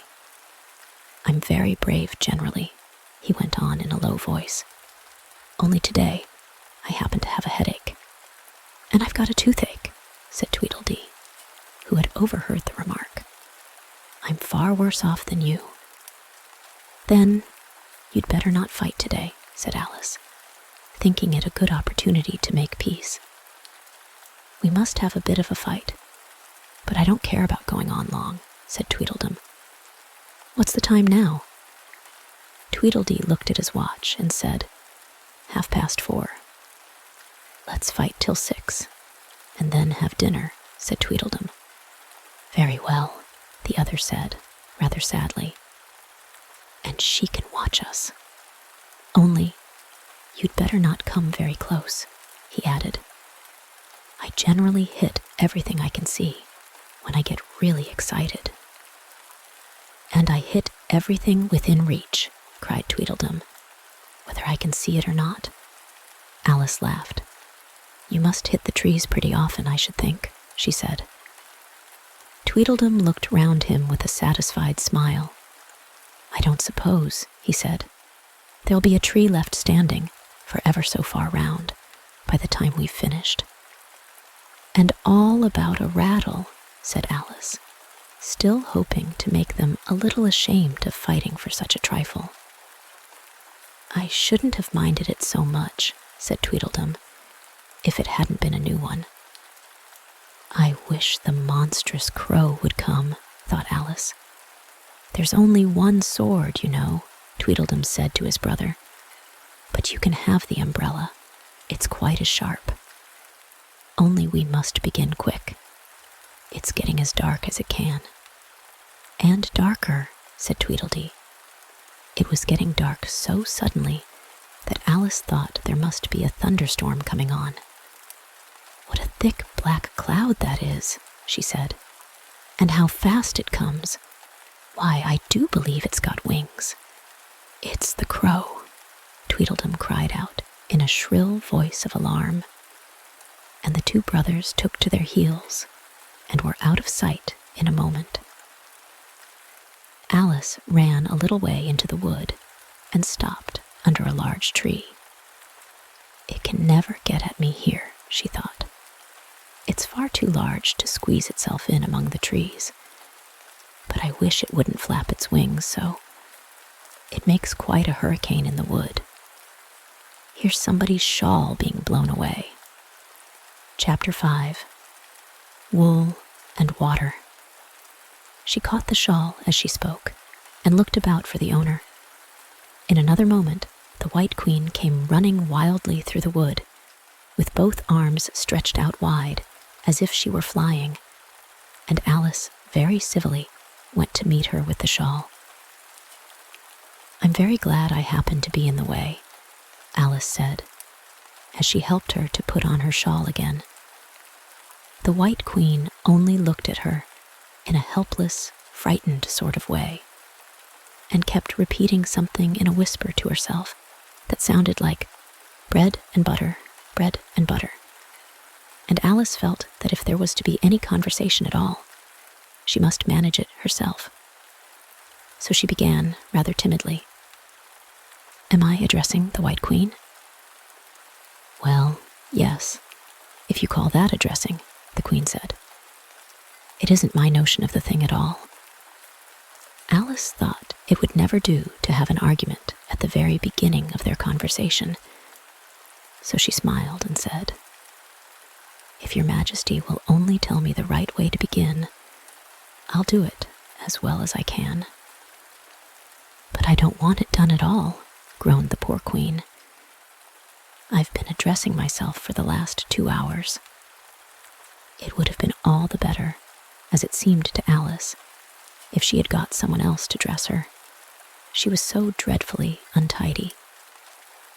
"Every single thing's crooked," Alice thought to herself, "and she's all over pins. May I put your shawl straight for you?" she added aloud. "I don't know what's the matter with it," the Queen said in a melancholy voice. "It's out of temper, I think. I've pinned it here, and I've pinned it there, but there's no pleasing it." "It can't go straight, you know, if you pin it all on one side," Alice said, as she gently put it right for her. "And dear me, what a state your hair is in." "The brush has got entangled in it," the Queen said with a sigh, "and I lost the comb yesterday." Alice carefully released the brush and did her best to get the hair into order. "Come, you look rather better now," she said, after altering most of the pins. "But really, you should have a lady's maid." "I'm sure I'll take you with pleasure," the Queen said. "2d a week, and jam every other day." Alice couldn't help laughing as she said, "I don't want you to hire me, and I don't care for jam." "It's very good jam," said the Queen. "Well, I don't want any today, at any rate." "You couldn't have it if you did want it," the Queen said. "The rule is jam tomorrow and jam yesterday, but never jam today." "It must come sometimes to jam today," Alice objected. "No, it can't," said the Queen. "It's jam every other day. Today isn't any other day, you know." "I don't understand you," said Alice. "It's dreadfully confusing." "That's the effect of living backwards," the Queen said kindly. "It always makes one a little giddy at first." "Living backwards," Alice repeated in great astonishment. "I never heard of such a thing. But there's one great advantage in it, that one's memory works both ways." "I'm sure mine only works one way," Alice remarked. "I can't remember things before they happen." "It's a poor sort of memory that only works backwards," the Queen remarked. "What sort of things do you remember best?" Alice ventured to ask. "Oh, things that happened the week after next," the Queen replied in a careless tone. For instance now, she went on, sticking a large piece of plaster on her finger as she spoke. There's the king's messenger. He's in prison now, being punished. And the trial doesn't even begin till next Wednesday. And of course, the crime comes last of all. Suppose he never commits the crime, said Alice. That would be all the better, wouldn't it? The Queen said, as she bound the plaster round her finger with a bit of ribbon. Alice felt there was no denying that. Of course it would be all the better, she said. But it wouldn't be all the better his being punished. You're wrong there, at any rate, said the Queen. Were you ever punished? Only for faults, said Alice. And you were all the better for it. I know, the Queen said triumphantly. Yes, but then I had done the things I was punished for, said Alice. That makes all the difference. But if you hadn't done them, the Queen said, that would have been better still. Better and better and better. Her voice went higher with each better, till it got quite to a squeak at last. Alice was just beginning to say, there's a mistake somewhere, when the Queen began screaming so loud that she had to leave the sentence unfinished. Oh, oh, shouted the Queen, shaking her hand about as if she wanted to shake it off. My finger's bleeding. Oh, oh. Her screams were so exactly like the whistle of a steam engine that Alice had to hold both her hands over her ears. What is the matter? She said, as soon as there was a chance of making herself heard. Have you pricked your finger? I haven't pricked it yet, the Queen said, but I soon shall. Oh, oh. When do you expect to do it? Alice asked, feeling very much inclined to laugh. When I fasten my shawl again, the poor Queen groaned out. The brooch will come undone directly. Oh, oh. As she said the words, the brooch flew open, and the Queen clutched wildly at it and tried to clasp it again. Take care, cried Alice. You're holding it all crooked. And she caught at the brooch. But it was too late. The pin had slipped, and the Queen had pricked her finger. That accounts for the bleeding, you see, she said to Alice with a smile. Now you understand the way things happen here. But why don't you scream now? Alice asked, holding her hands ready to put over her ears again. Why, I've done all the screaming already, said the Queen. What would be the good of having it all over again? By this time, it was getting light. The crow must have flown away, I think, said Alice. I'm so glad it's gone. I thought it was the night coming on. I wish I could manage to be glad, the Queen said. Only, I never can remember the rule. You must be very happy, living in this wood, and being glad whenever you like. Only it is so very lonely here, Alice said in a melancholy voice. And at the thought of her loneliness, 2 large tears came rolling down her cheeks. Oh, don't go on like that, cried the poor Queen, wringing her hands in despair. Consider what a great girl you are. Consider what a long way you've come today. Consider what o'clock it is. Consider anything. Only don't cry. Alice could not help laughing at this, even in the midst of her tears. Can you keep from crying by considering things? She asked. That's the way it's done, the Queen said with great decision. Nobody can do 2 things at once, you know. Let's consider your age to begin with. How old are you? I'm 7.5, exactly. You needn't say exactually, the Queen remarked. I can believe it without that. Now, I'll give you something to believe. I'm just 101, 5 months, and a day. I can't believe that, said Alice. Can't you? The Queen said in a pitying tone. Try again. Draw a long breath and shut your eyes. Alice laughed. There's no use trying, she said. One can't believe impossible things. I dare say you haven't had much practice, said the Queen. When I was your age, I always did it for half an hour a day. Why, sometimes I've believed as many as 6 impossible things before breakfast. There goes the shawl again. The brooch had come undone as she spoke, and a sudden gust of wind blew the Queen's shawl across a little brook. The Queen spread out her arms again and went flying after it, and this time she succeeded in catching it for herself. I've got it, she cried in a triumphant tone. Now you shall see me pin it on again, all by myself. Then I hope your finger is better now, Alice said very politely, as she crossed the little brook after the Queen. Oh, much better, cried the Queen, her voice rising to a squeak as she went on.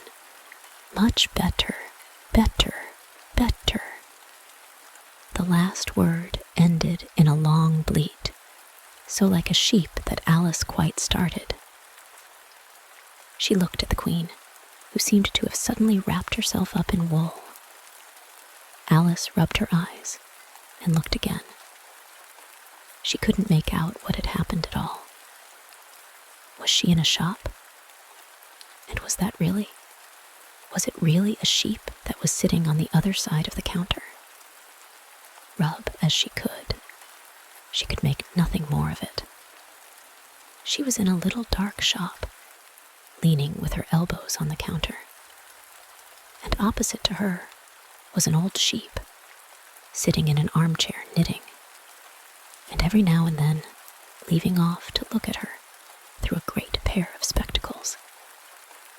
What is it you want to buy?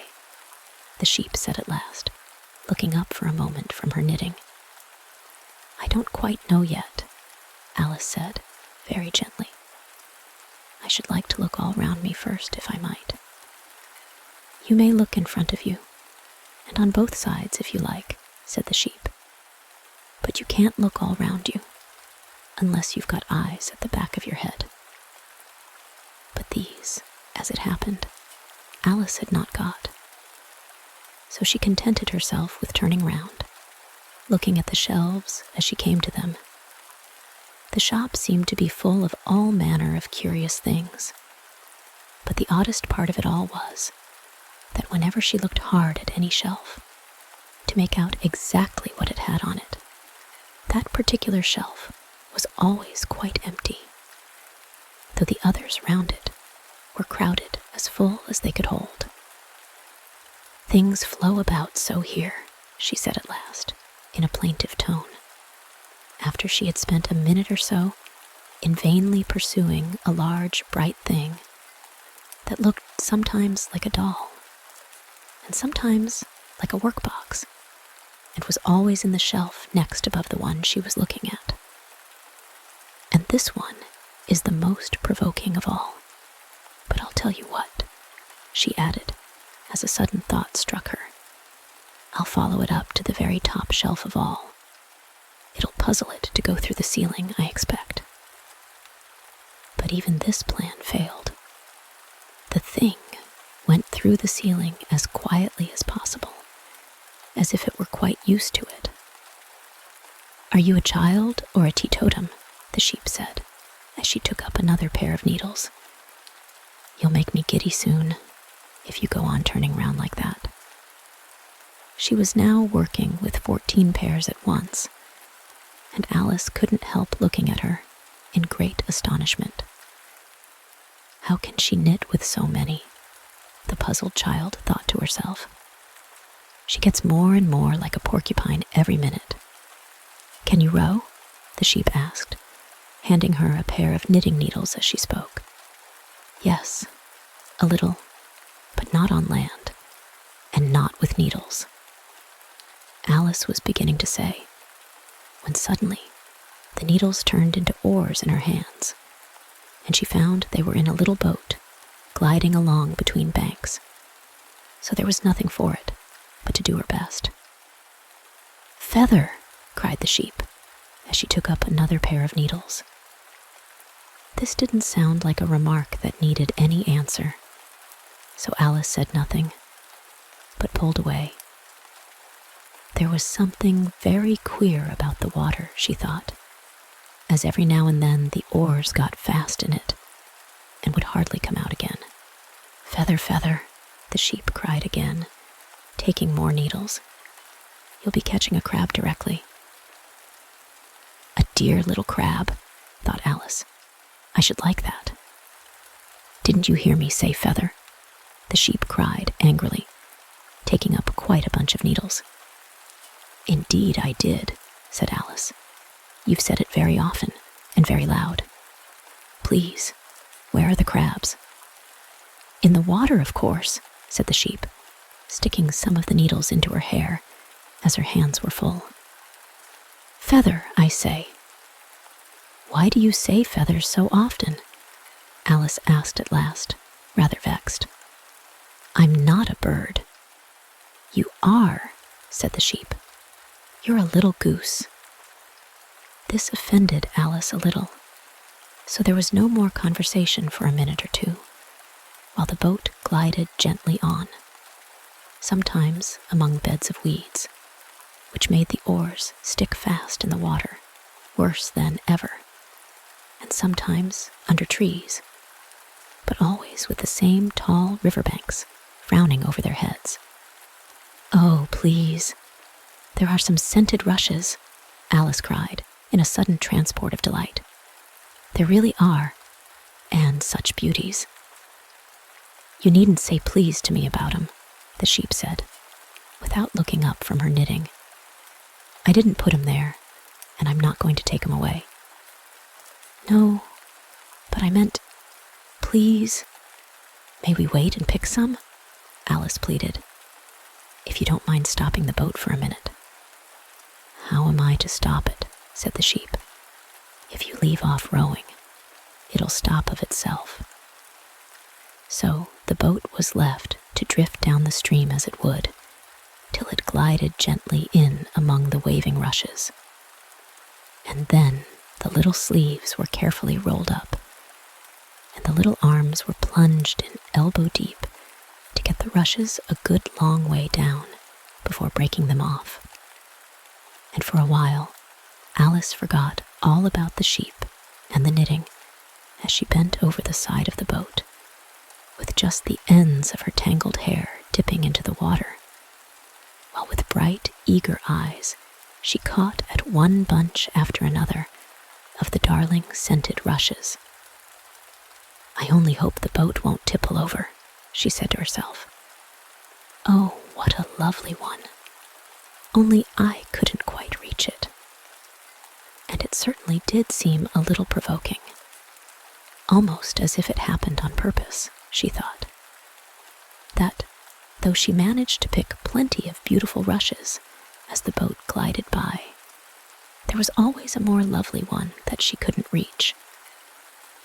"The prettiest are always further," she said at last, with a sigh at the obstinacy of the rushes in growing so far off, as, with flushed cheeks and dripping hair and hands, she scrambled back into her place and began to arrange her newfound treasures.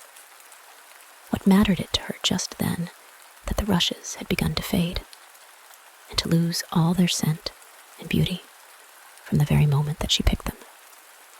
Even real scented rushes, you know, last only a very little while. And these, being dream rushes, melted away almost like snow as they lay in heaps at her feet. But Alice hardly noticed this. There were so many other curious things to think about. They hadn't gone much farther before the blade of one of the oars got fast in the water and wouldn't come out again. So Alice explained it afterwards, and the consequence was that the handle of it caught her under the chin. And, in spite of a series of little shrieks of "Oh, oh," from poor Alice, it swept her straight off the seat and down among the heap of rushes. However, She wasn't hurt, and was soon up again. The sheep went on with her knitting all the while, just as if nothing had happened. "That was a nice crab you caught," she remarked, as Alice got back into her place, very much relieved to find herself still in the boat. "Was it? I didn't see it," said Alice, peeping cautiously over the side of the boat into the dark water. "I wish it hadn't let go. I should so like to see a little crab to take home with me." But the sheep only laughed scornfully and went on with her knitting. "Are there many crabs here?" said Alice. "Crabs, and all sorts of things," said the sheep. "Plenty of choice. Only make up your mind. Now, what do you want to buy?" "To buy?" Alice echoed in a tone that was half astonished and half frightened, for the oars and the boat and the river had vanished all in a moment, and she was back again in the little dark shop. "I should like to buy an egg, please," she said timidly. "How do you sell them?" "5 farthing for one, 2 for 2, the sheep replied. "Then 2 are cheaper than 1, Alice said in a surprised tone, taking out her purse. "Only you must eat them both, if you buy 2, said the sheep. "Then I'll have 1, please," said Alice, as she put the money down on the counter. For she thought to herself, "They mightn't be at all nice, you know." The sheep took the money and put it away in a box. Then she said, "I never put things into people's hands. That would never do. You must get it for yourself." And so saying, she went off to the other end of the shop and set the egg upright on a shelf. "I wonder why it wouldn't do," thought Alice, as she groped her way among the tables and chairs. For the shop was very dark towards the end. "The egg seems to get further away the more I walk towards it. Let me see. Is this a chair? Why, it's got branches, I declare. How very odd to find trees growing here. And actually, here's a little brook. Well, this is the very queerest shop I ever saw." So she went on, wondering more and more at every step, as everything turned into a tree the moment she came up to it, and she quite expected the egg to do the same. Chapter 6. Humpty, Dumpty. However, the egg only got larger and larger, and more human. When she had come within a few yards of it, she saw that it had eyes and a nose and mouth. And when she had come close to it, she saw clearly that it was Humpty Dumpty himself. "It can't be anybody else," she said to herself. "I'm as certain of it as if his name were written all over his face." It might have been written 100 times, easily, on that enormous face. Humpty Dumpty was sitting with his legs crossed, like a Turk, on the top of a high wall, such a narrow one that Alice quite wondered how he could keep his balance. And, as his eyes were steadily fixed in the opposite direction, and he didn't take the least notice of her, she thought he must be a stuffed figure after all. "And how exactly like an egg he is," she said aloud, standing with her hands ready to catch him, for she was every moment expecting him to fall. "It's very provoking," Humpty Dumpty said, after a long silence, looking away from Alice as he spoke. "To be called an egg, very." "I said you looked like an egg, sir," Alice gently explained. "And some eggs are very pretty, you know," she added, hoping to turn her remark into a sort of a compliment. "Some people," said Humpty Dumpty, looking away from her as usual, "have no more sense than a baby." Alice didn't know what to say to this. It wasn't at all like conversation, she thought, as he never said anything to her. In fact, his last remark was evidently addressed to a tree, so she stood and softly repeated to herself, "Humpty Dumpty sat on a wall. Humpty Dumpty had a great fall. All the king's horses and all the king's men couldn't put Humpty Dumpty in his place again. That last line is much too long for the poetry, she added, almost out loud, forgetting that Humpty Dumpty would hear her. Don't stand there chattering to yourself like that, Humpty Dumpty said, looking at her for the first time. But tell me your name and your business. My name is Alice, but it's a stupid enough name, Humpty Dumpty interrupted impatiently. What does it mean? Must a name mean something? Alice asked doubtfully. Of course it must, Humpty Dumpty said with a short laugh. My name means the shape I am, and a good handsome shape it is too. With a name like yours, you might be any shape almost. Why do you sit out here all alone? Said Alice, not wishing to begin an argument. Why, because there's nobody with me, cried Humpty Dumpty. Did you think I didn't know the answer to that? Ask another. Don't you think you'd be safer down on the ground? Alice went on, not with any idea of making another riddle, but simply in her good-natured anxiety for the queer creature. That wall is so very narrow.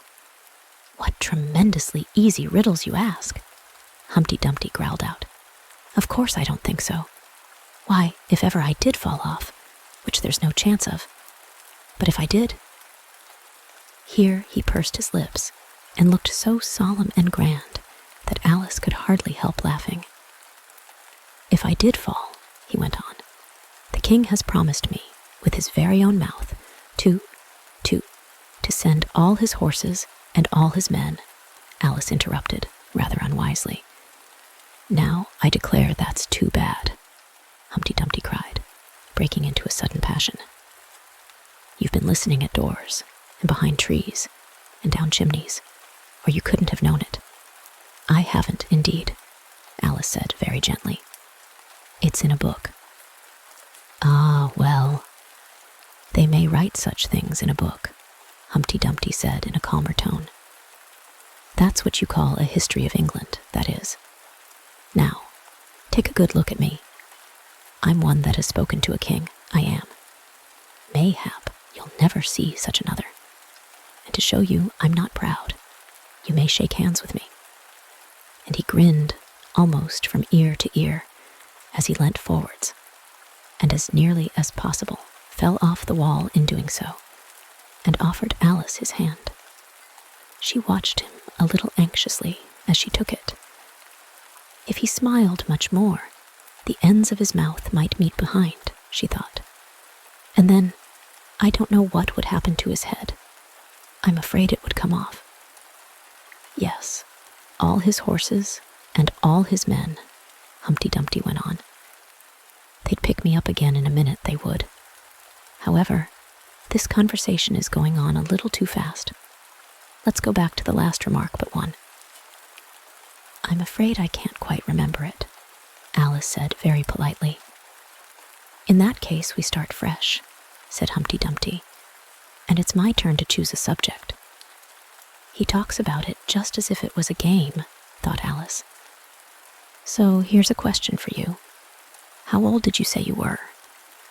Alice made a short calculation and said, 7 years and 6 months.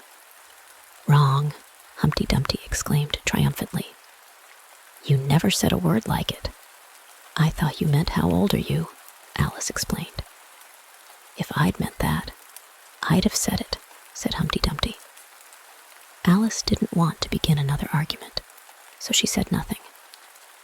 7 years and 6 months, Humpty Dumpty repeated thoughtfully. An uncomfortable sort of age. Now, if you'd asked my advice, I'd have said leave off at 7, but it's too late now. I never ask advice about growing, Alice said indignantly. Too proud? The other inquired. Alice felt even more indignant at this suggestion. I mean, she said, that one can't help growing older. One can't, perhaps, said Humpty Dumpty, but two can. With proper assistance, you might have left off at 7. "What a beautiful belt you've got on," Alice suddenly remarked. They had had quite enough of the subject of age, she thought.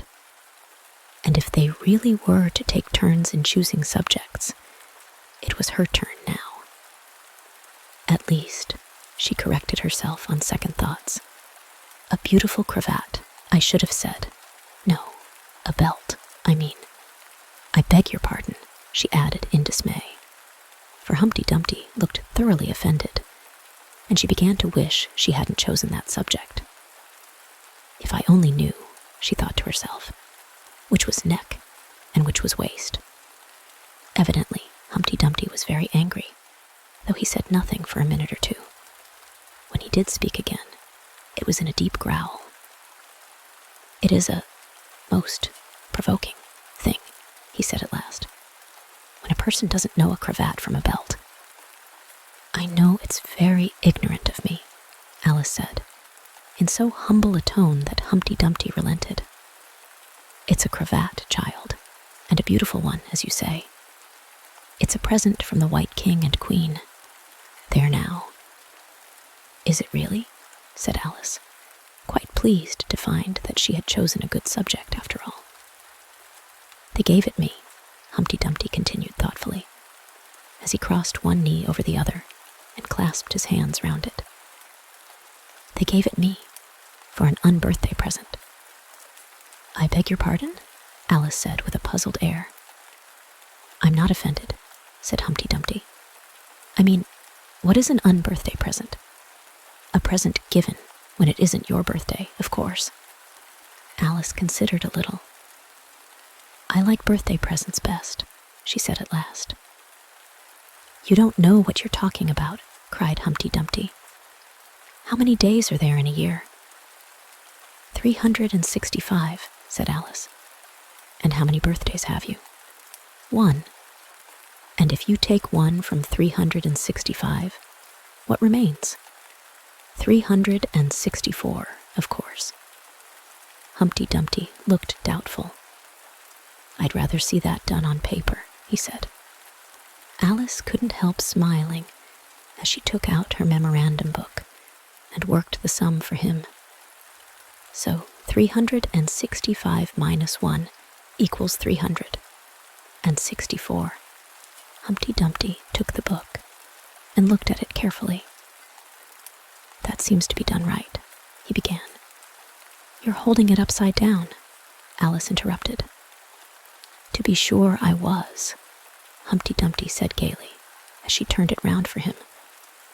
"I thought it looked a little queer. As I was saying, that seems to be done right, though I haven't time to look it over thoroughly just now. And that shows that there are 364 days when you might get unbirthday presents." "Certainly," said Alice. "And only one for birthday presents, you know. There's glory for you." "I don't know what you mean by glory," Alice said. Humpty Dumpty smiled contemptuously. "Of course you don't, till I tell you. I meant there's a nice knockdown argument for you." "But glory doesn't mean a nice knockdown argument," Alice objected. "When I use a word," Humpty Dumpty said in rather a scornful tone, "it means just what I choose it to mean, neither more nor less." "The question is," said Alice, "whether you can make words mean so many different things." "The question is," said Humpty Dumpty, "which is to be master, that's all." Alice was too much puzzled to say anything. So after a minute, Humpty Dumpty began again.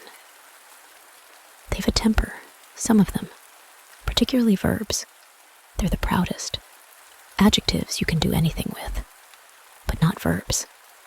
However, I can manage the whole lot of them. Impenetrability. That's what I say." "Would you tell me, please," said Alice, "what that means?" "Now you talk like a reasonable child," said Humpty Dumpty, looking very much pleased. "I meant by impenetrability that we've had enough of that subject, and it would be just as well if you'd mention what you mean to do next." as I suppose you don't mean to stop here all the rest of your life. That's a great deal to make one word mean, Alice said in a thoughtful tone.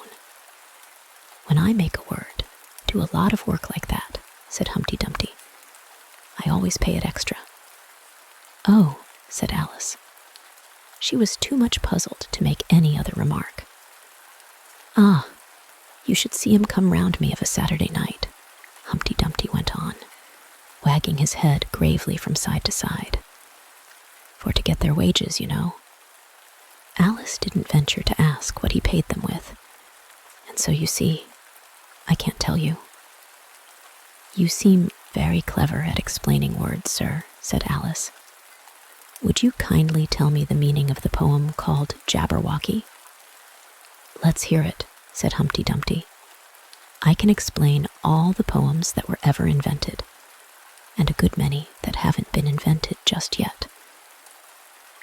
This sounded very hopeful, so Alice repeated the first verse. 'Twas brillig, and the slithy toves did gyre and gimble in the wabe. All mimsy were the barogaves, and the mome raths outgrabe. That's enough to begin with, Humpty Dumpty interrupted. There are plenty of hard words there. Brillig means 4 o'clock in the afternoon, the time when you begin broiling things for dinner. That'll do very well, said Alice. And slithy? Well, slithy means lithe and slimy. Lithe is the same as active. You see, it's like a portmanteau. There are 2 meanings packed up into one word. I see it now, Alice remarked thoughtfully. And what are toves? Well, toves are something like badgers. They're something like lizards. And they're something like corkscrews. They must be very curious-looking creatures. They are that, said Humpty Dumpty. Also, they make their nests under sundials. Also, they live on cheese. And what's the gyre and to gimble? To gyres is to go round and round like a gyroscope. To gimble is to make holes like a gimlet. And the wabe is the grass plot round a sundial, I suppose, said Alice, surprised at her own ingenuity. Of course it is. It's called wabe, you know, because it goes a long way before it, and a long way behind it, and a long way beyond it on each side, Alice added. Exactly so. Well then, mimsy is flimsy and miserable. There's another portmanteau for you. And a barogov is a thin, shabby-looking bird with its feathers sticking out all round, something like a live mop. And then mome raths, said Alice. I'm afraid I'm giving you a great deal of trouble. Well, a rath is a sort of green pig, but mome I'm not certain about. I think it's short for from home, meaning that they'd lost their way, you know. And what does outgrabe mean? Well, outgrabing is something between bellowing and whistling, with a kind of sneeze in the middle. However, you'll hear it done, maybe, down in the wood yonder. And when you've once heard it, you'll be quite content. Who's been repeating all that hard stuff to you? I read it in a book, said Alice. But I had some poetry repeated to me, much easier than that, by Tweedledee, I think it was. As to poetry, you know, said Humpty Dumpty, stretching out one of his great hands. I can repeat poetry as well as other folk, if it comes to that. Oh, it needn't come to that, Alice hastily said, hoping to keep him from beginning. The piece I'm going to repeat, he went on without noticing her remark, was written entirely for your amusement. Alice felt that in that case she really ought to listen to it, so she sat down and said, "Thank you," rather sadly. In winter, when the fields are white, I sing this song for your delight. Only I don't sing it, he added as an explanation. I see you don't, said Alice. If you can see whether I'm singing or not, you've sharper eyes than most. Humpty Dumpty remarked severely. Alice was silent. In spring, when woods are getting green, I'll try and tell you what I mean. Thank you very much, said Alice.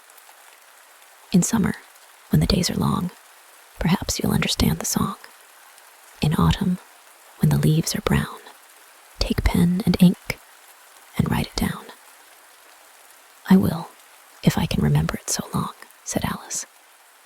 You needn't go on making remarks like that, Humpty Dumpty said. They're not sensible, and they put me out. I sent a message to the fish. I told them, this is what I wish.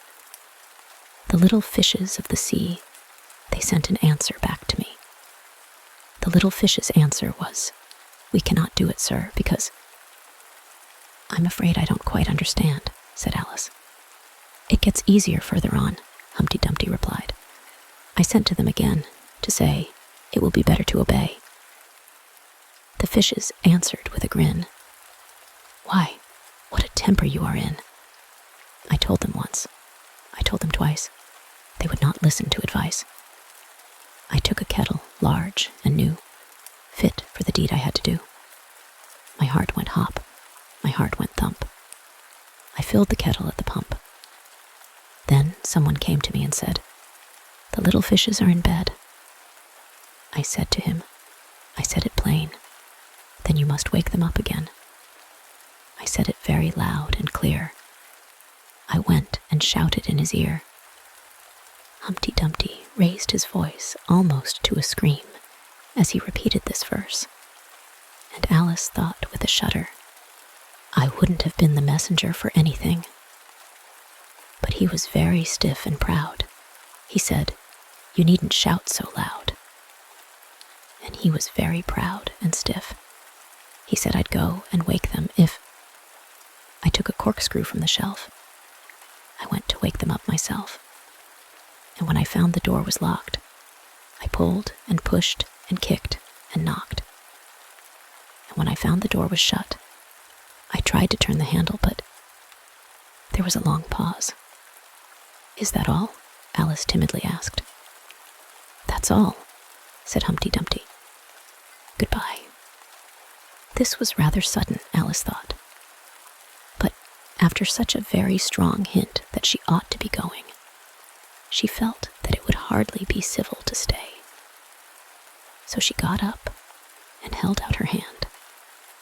Goodbye, till we meet again, she said, as cheerfully as she could. I shouldn't know you again if we did meet, Humpty Dumpty replied in a discontented tone, giving her one of his fingers to shake. You're so exactly like other people. The face is what one goes by generally, Alice remarked in a thoughtful tone. That's just what I complain of, said Humpty Dumpty. Your face is the same as everybody has. The two eyes, so, marking their places in the air with his thumb, nose in the middle, mouth under. It's always the same. Now, if you had the two eyes on the same side of the nose, for instance, or the mouth at the top, that would be some help. It wouldn't look nice, Alice objected. But Humpty Dumpty only shut his eyes and said, Wait till you've tried. Alice waited a minute to see if he would speak again, but as he never opened his eyes or took any further notice of her, she said, Goodbye, once more, and getting no answer to this, she quietly walked away. But she couldn't help saying to herself as she went, Of all the unsatisfactory, she repeated this aloud, as it was a great comfort to have such a long word to say. Of all the unsatisfactory people I ever met. She never finished the sentence, for at this moment, a heavy crash shook the forest from end to end. Chapter 7. The Lion and the Unicorn.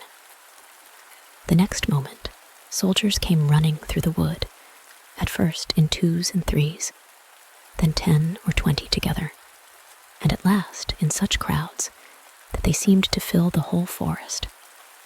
Alice got behind a tree for fear of being run over, watched them go by. She thought that in all her life, she had never seen soldiers so uncertain on their feet.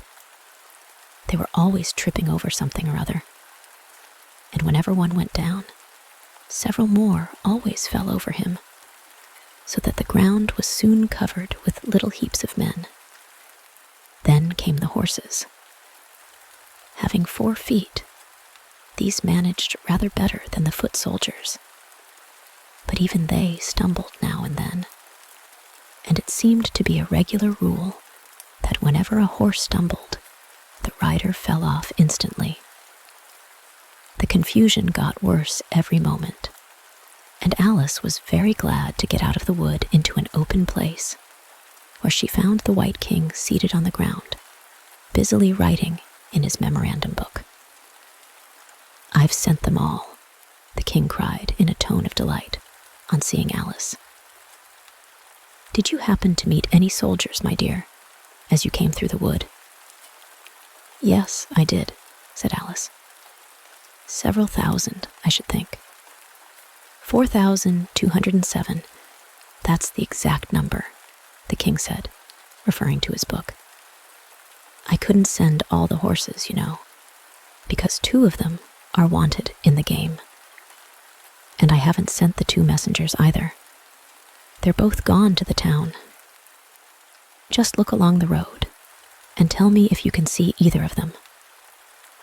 "I see nobody on the road," said Alice. "I only wish I had such eyes," the king remarked in a fretful tone, "to be able to see nobody, and at that distance too. Why, it's as much as I can do to see real people by this light." All this was lost on Alice, who was still looking intently along the road, shading her eyes with one hand. "I see somebody now," she exclaimed at last. "But he's coming very slowly, and what curious attitudes he goes into." For the messenger kept skipping up and down and wriggling like an eel as he came along, with his great hands spread out like fans on each side.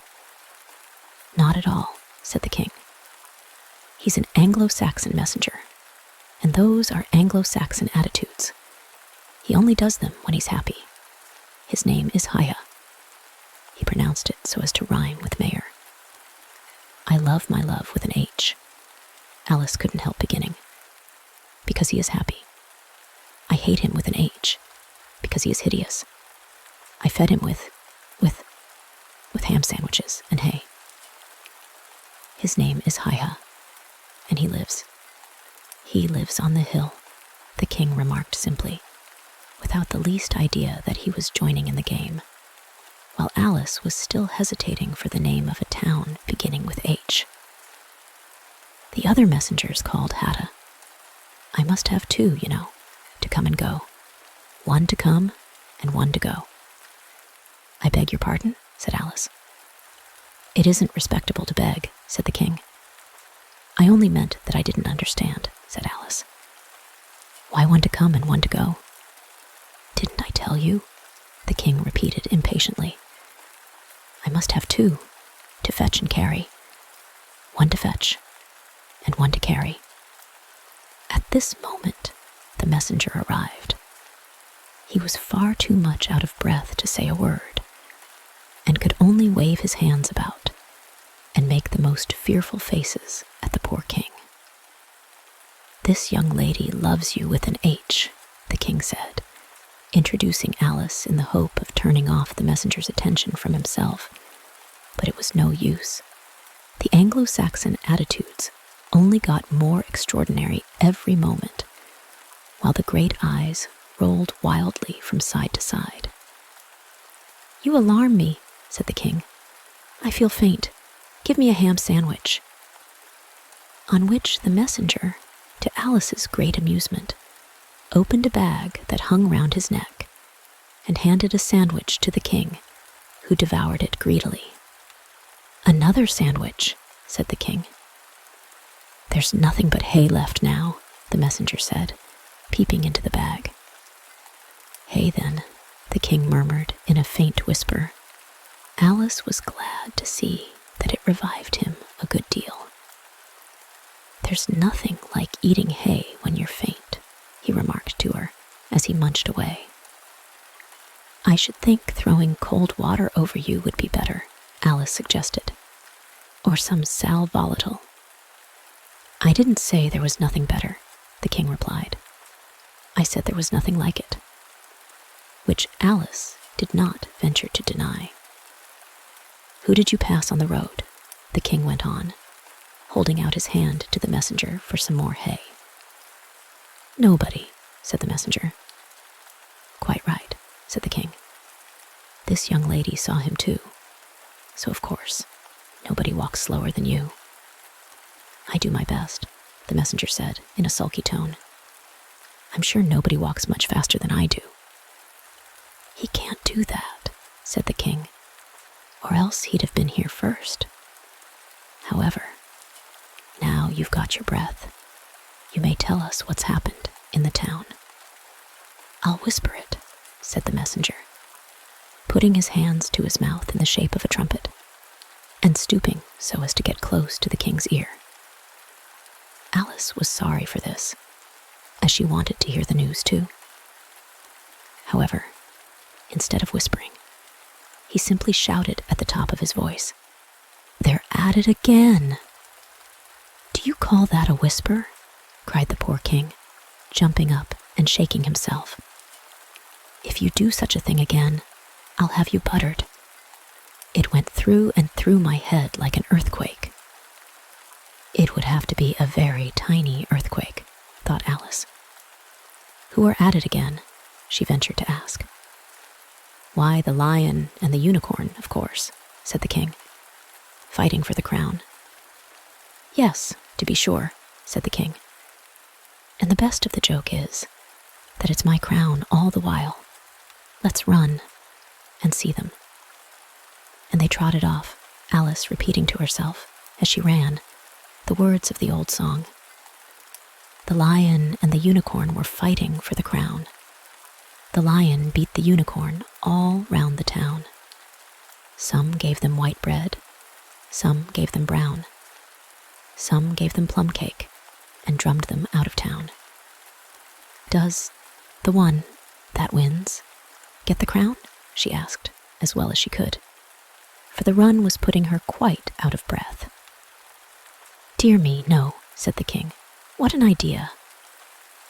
"Would you be good enough," Alice panted out, after running a little further, "to stop a minute, just to get one's breath again?"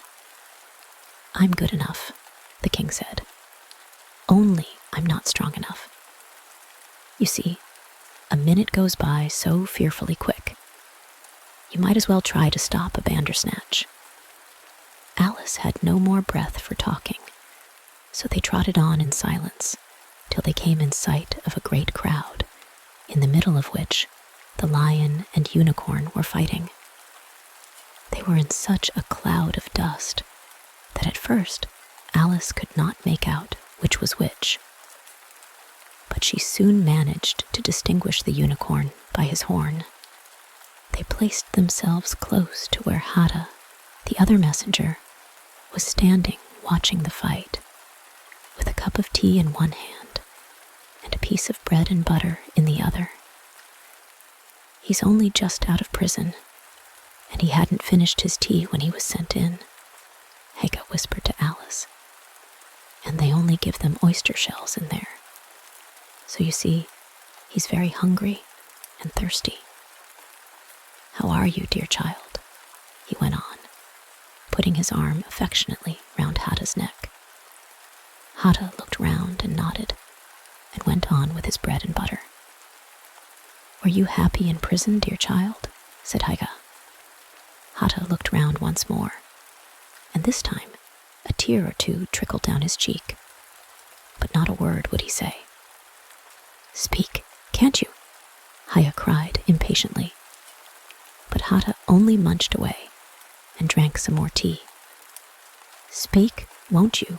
cried the king. "How are they getting on with the fight?" Hada made a desperate effort and swallowed a large piece of bread and butter. "They're getting on very well," he said in a choking voice. Each of them has been down about 87 times. Then I suppose they'll soon bring the white bread and the brown? Alice ventured to remark. It's waiting for 'em now, said Hata. This is a bit of it as I'm eating. There was a pause in the fight just then, and the lion and the unicorn sat down, panting, while the king called out, 10 minutes allowed for refreshments. Hiya and Hata set to work at once, carrying rough trays of white and brown bread. Alice took a piece to taste, but it was very dry. I don't think they'll fight any more today, the king said to Hata. Go and order the drums to begin. And Hata went bounding away like a grasshopper. For a minute or two, Alice stood silent, watching him. Suddenly, she brightened up. Look, look, she cried, pointing eagerly. There's the White Queen running across the country. She came flying out of the wood over yonder. How fast those queens can run. There's some enemy after her, no doubt, the king said, without even looking round. That wood's full of them.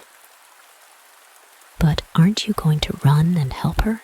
Alice asked, very much surprised at his taking it so quietly. No use, said the king. She runs so fearfully quick. You might as well try to catch a bandersnatch. But I'll make a memorandum about her if you like. She's a dear good creature, he repeated softly to himself as he opened his memorandum book. Do you spell creature with a double E? At this moment, the unicorn sauntered by them, with his hands in his pockets. I had the best of it this time, he said to the king, just glancing at him as he passed. A little, the king replied, rather nervously. You shouldn't have run him through with your horn, you know. It didn't hurt him, the unicorn said carelessly, and he was going on when his eye happened to fall upon Alice. He turned round rather instantly and stood for some time looking at her with an air of the deepest disgust. What is this? He said at last. This is a child, Heike replied eagerly, coming in front of Alice to introduce her, and spreading out both his hands towards her in an Anglo-Saxon attitude. We only found it today. It's as large as life, and twice as natural. I always thought they were fabulous monsters, said the unicorn. Is it alive? It can talk, said Hiya solemnly. The unicorn looked dreamily at Alice and said, Talk, child. Alice could not help her lips curling up into a smile as she began. Do you know, I always thought unicorns were fabulous monsters too. I never saw one alive before. Well, now that we have seen each other, said the unicorn, if you'll believe in me, I'll believe in you. Is that a bargain? Yes, if you like, said Alice. Come, fetch out the plum cake, old man, the unicorn went on, turning from her to the king. None of your brown bread for me. Certainly, the king muttered, and beckoned to Hiya. Open the bag, he whispered. Quick, not that one. That's full of hay. Hiya took a large cake out of the bag and gave it to Alice to hold, while he got out a dish and carving knife. How they all came out of it, Alice couldn't guess. It was just like a conjuring trick, she thought. The lion had joined them while this was going on. He looked very tired and sleepy, and his eyes were half shut. What's this? He said, blinking lazily at Alice, and speaking in a deep, hollow tone that sounded like the tolling of a great bell. Ah, what is it now? The unicorn cried eagerly. You'll never guess. I couldn't. The lion looked at Alice wearily. Are you animal, vegetable, or mineral? He said, yawning at every other word. It's a fabulous monster, the unicorn cried out, before before Alice could reply. "Then hand round the plum cake, monster," the lion said, lying down and putting his chin on his paws. "And sit down, both of you, to the king and the unicorn. Fair play with the cake, you know." The king was evidently very uncomfortable at having to sit down between the two great creatures. But there was no other place for him. "What a fight we might have for the crown now," the unicorn said, looking slyly up at the crown, which the poor king was nearly shaking off his head. He trembled so much. "I should win easy," said the lion. "I'm not so sure of that," said the unicorn. "Why, I beat you all round the town, you chicken," the lion replied angrily, half getting up as he spoke. Here the king interrupted, to prevent the quarrel going on. He was very nervous, and his voice quite quivered. "All round the town?" he said. "That's a good long way. Did you go by the old bridge, or the marketplace? You get the best view by the old bridge." "I'm sure I don't know," the lion growled out as he lay down again. "There was too much dust to see anything. What a time the monster is, cutting up that cake." Alice had seated herself on the bank of a little brook with the great dish on her knees and was sawing away diligently with the knife. "It's very provoking," she said, in reply to the lion. She was getting quite used to being called the monster. "I've cut several slices already, but they always join on again." "You don't know how to manage looking-glass cakes," the unicorn remarked. "Hand it round first and cut it afterwards." This sounded nonsense, but Alice very obediently got up and carried the dish round, and the cake divided itself into 3 pieces as she did so. "Now cut it up," said the lion, as she returned to her place with the empty dish. "I say, this isn't fair," cried the unicorn, as Alice sat with the knife in her hand, very much puzzled how to begin. "The monster has given the lion twice as much as me." "She's kept none for herself anyhow," said the lion. "Do you like plum cake, monster?" But before Alice could answer him, the drums began. Where the noise came from, she couldn't make out. The air seemed full of it, and it rang through and through her head till she felt quite deafened. She started to her feet and sprang across the little brook in her terror, and had just time to see the lion and the unicorn rise to their feet, with angry looks at being interrupted in their feast, before she dropped to her knees and put her hands over her ears, vainly trying to shut out the dreadful uproar. "If that doesn't drum them out of town," she thought to herself, "nothing ever will." Chapter 8. It's my own invention. After a while, the noise seemed gradually to die away, till all was dead silence, and Alice lifted up her head in some alarm. There was no one to be seen, and her first thought was that she must have been dreaming about the lion and the unicorn, and those queer Anglo-Saxon messengers. However, there was the great dish still lying at her feet, on which she had tried to cut the plum cake. "So I wasn't dreaming after all," she said to herself, unless we're all part of the same dream. Only I do hope it's my dream, and not the Red King's. I don't like belonging to another person's dream," she went on in a rather complaining tone. "I've a great mind to go and wake him and see what happens." At this moment, her thoughts were interrupted by a loud shouting of, "Ahoy, check!" and a knight dressed in crimson armor came galloping down upon her, brandishing a great club. Just as he reached her, the horse stopped suddenly. "You're my prisoner," the knight cried as he tumbled off his horse. Startled as she was, Alice was more frightened for him than for herself at the moment, and watched him with some anxiety as he mounted again. As soon as he was comfortably in the saddle, he began once more, "You're my—" But here another voice broke in, "Ahoy, check." And Alice looked round in some surprise for the new enemy. This time, it was a white knight. He drew up at Alice's side and tumbled off his horse, just as the red knight had done. Then he got on again, and the two knights sat and looked at each other for some time without speaking. Alice looked from one to the other in some bewilderment. "She's my prisoner, you know," the red knight said at last.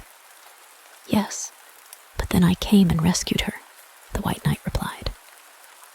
"Well, we must fight for her then," said the red knight, as he took up his helmet, which hung from the saddle and was something the shape of a horse's head, and put it on. "You will observe the rules of battle, of course," the white knight remarked, putting on his helmet too. "I always do," said the red knight, and they began banging away at each other with such fury that Alice got behind a tree to be out of the way of the blows. "I wonder now what the rules of battle are," she said to herself as she watched the fight, timidly peeping out from her hiding place. "One rule seems to be that if one knight hits the other, he knocks him off his horse, and if he misses, he tumbles off himself. And another rule seems to be that they hold their clubs with their arms, as if they were Punch and Judy. What a noise they make when they tumble, just like a whole set of fire irons falling into the fender. And how quiet the horses are. They let them get on and off them, just as if they were tables." Another rule of battle that Alice had not noticed seemed to be that they always fell on their heads, and the battle ended with their both falling off in this way, side by side. When they got up again, they shook hands, and then the red knight mounted and galloped off. "It was a glorious victory, wasn't it?" said the white knight as he came up panting. "I don't know," Alice said doubtfully. "I don't want to be anybody's prisoner. I want to be a queen." "So you will when you've crossed the next brook," said the white knight. "I'll see you safe to the end of the wood. And then I must go back, you know. That's the end of my move." "Thank you very much," said Alice. "May I help you off with your helmet?" It was evidently more than he could manage by himself. However, she managed to shake him out of it at last. "Now, one can breathe more easily," said the knight, putting back his shaggy hair with both hands, and turning his gentle face and large, mild eyes to Alice. She thought she had never seen such a strange-looking soldier in all her life. He was dressed in tin armor, which seemed to fit him very badly, and he had a queer-shaped little deal box fastened across his shoulder, upside down, and with the lid hanging open. Alice looked at it with great curiosity. "I see you're admiring my little box," the knight said in a friendly tone. "It's my own invention, to keep clothes and sandwiches in. You see, I carry it upside down, so that the rain can't get in. But the things can get out," Alice gently remarked. "Do you know the lid's open?" "I didn't know it," the knight said, a shade of vexation passing over his face. "Then all the things must have fallen out, and the box is no use without them." He unfastened it as he spoke, and was just going to throw it into the bushes, when a sudden thought seemed to strike him, and he hung it carefully on a tree. "Can you guess why I did that?" he said to Alice. Alice shook her head. "In hopes some bees may make a nest in it, then I should get the honey." "But you've got a beehive, or something like one, fastened to the saddle," said Alice. "Yes, it's a very good beehive," the knight said in a discontented tone. "One of the best kind." but not a single bee has come near it yet. And the other thing is a mousetrap. I suppose the mice keep the bees out, or the bees keep the mice out, I don't know which. I was wondering what the mousetrap was for, said Alice. It isn't very likely there would be any mice on the horse's back. Not very likely, perhaps, said the knight. But if they do come, I don't choose to have them running all about. You see, he went on after a pause, it's as well to be provided for everything. That's the reason the horse has all those anklets round his feet. But what are they for? Alice asked in a tone of great curiosity. To guard against the bites of sharks, the knight replied. It's an invention of my own. And now, help me on. I'll go with you to the end of the wood. What's the dish for? It's meant for plum cake, said Alice. We'd better take it with us, the knight said. It'll come in handy if we find any plum cake. Help me to get it into this bag. This took a very long time to manage, though Alice held the bag open very carefully, because the knight was so very awkward in putting in the dish. The first 2 or 3 times that he tried, he fell in himself instead. It's rather a tight fit, you see, he said, as they got it in a last. There are so many candlesticks in the bag. And he hung it to the saddle, which was already loaded with bunches of carrots and fire irons and many other things. I hope you've got your hair well fastened on, he continued as they set off. Only in the usual way, Alice said, smiling. That's hardly enough, he said anxiously. You see, the wind is so very strong here. It's as strong as soup. Have you invented a plan for keeping the hair from being blown off?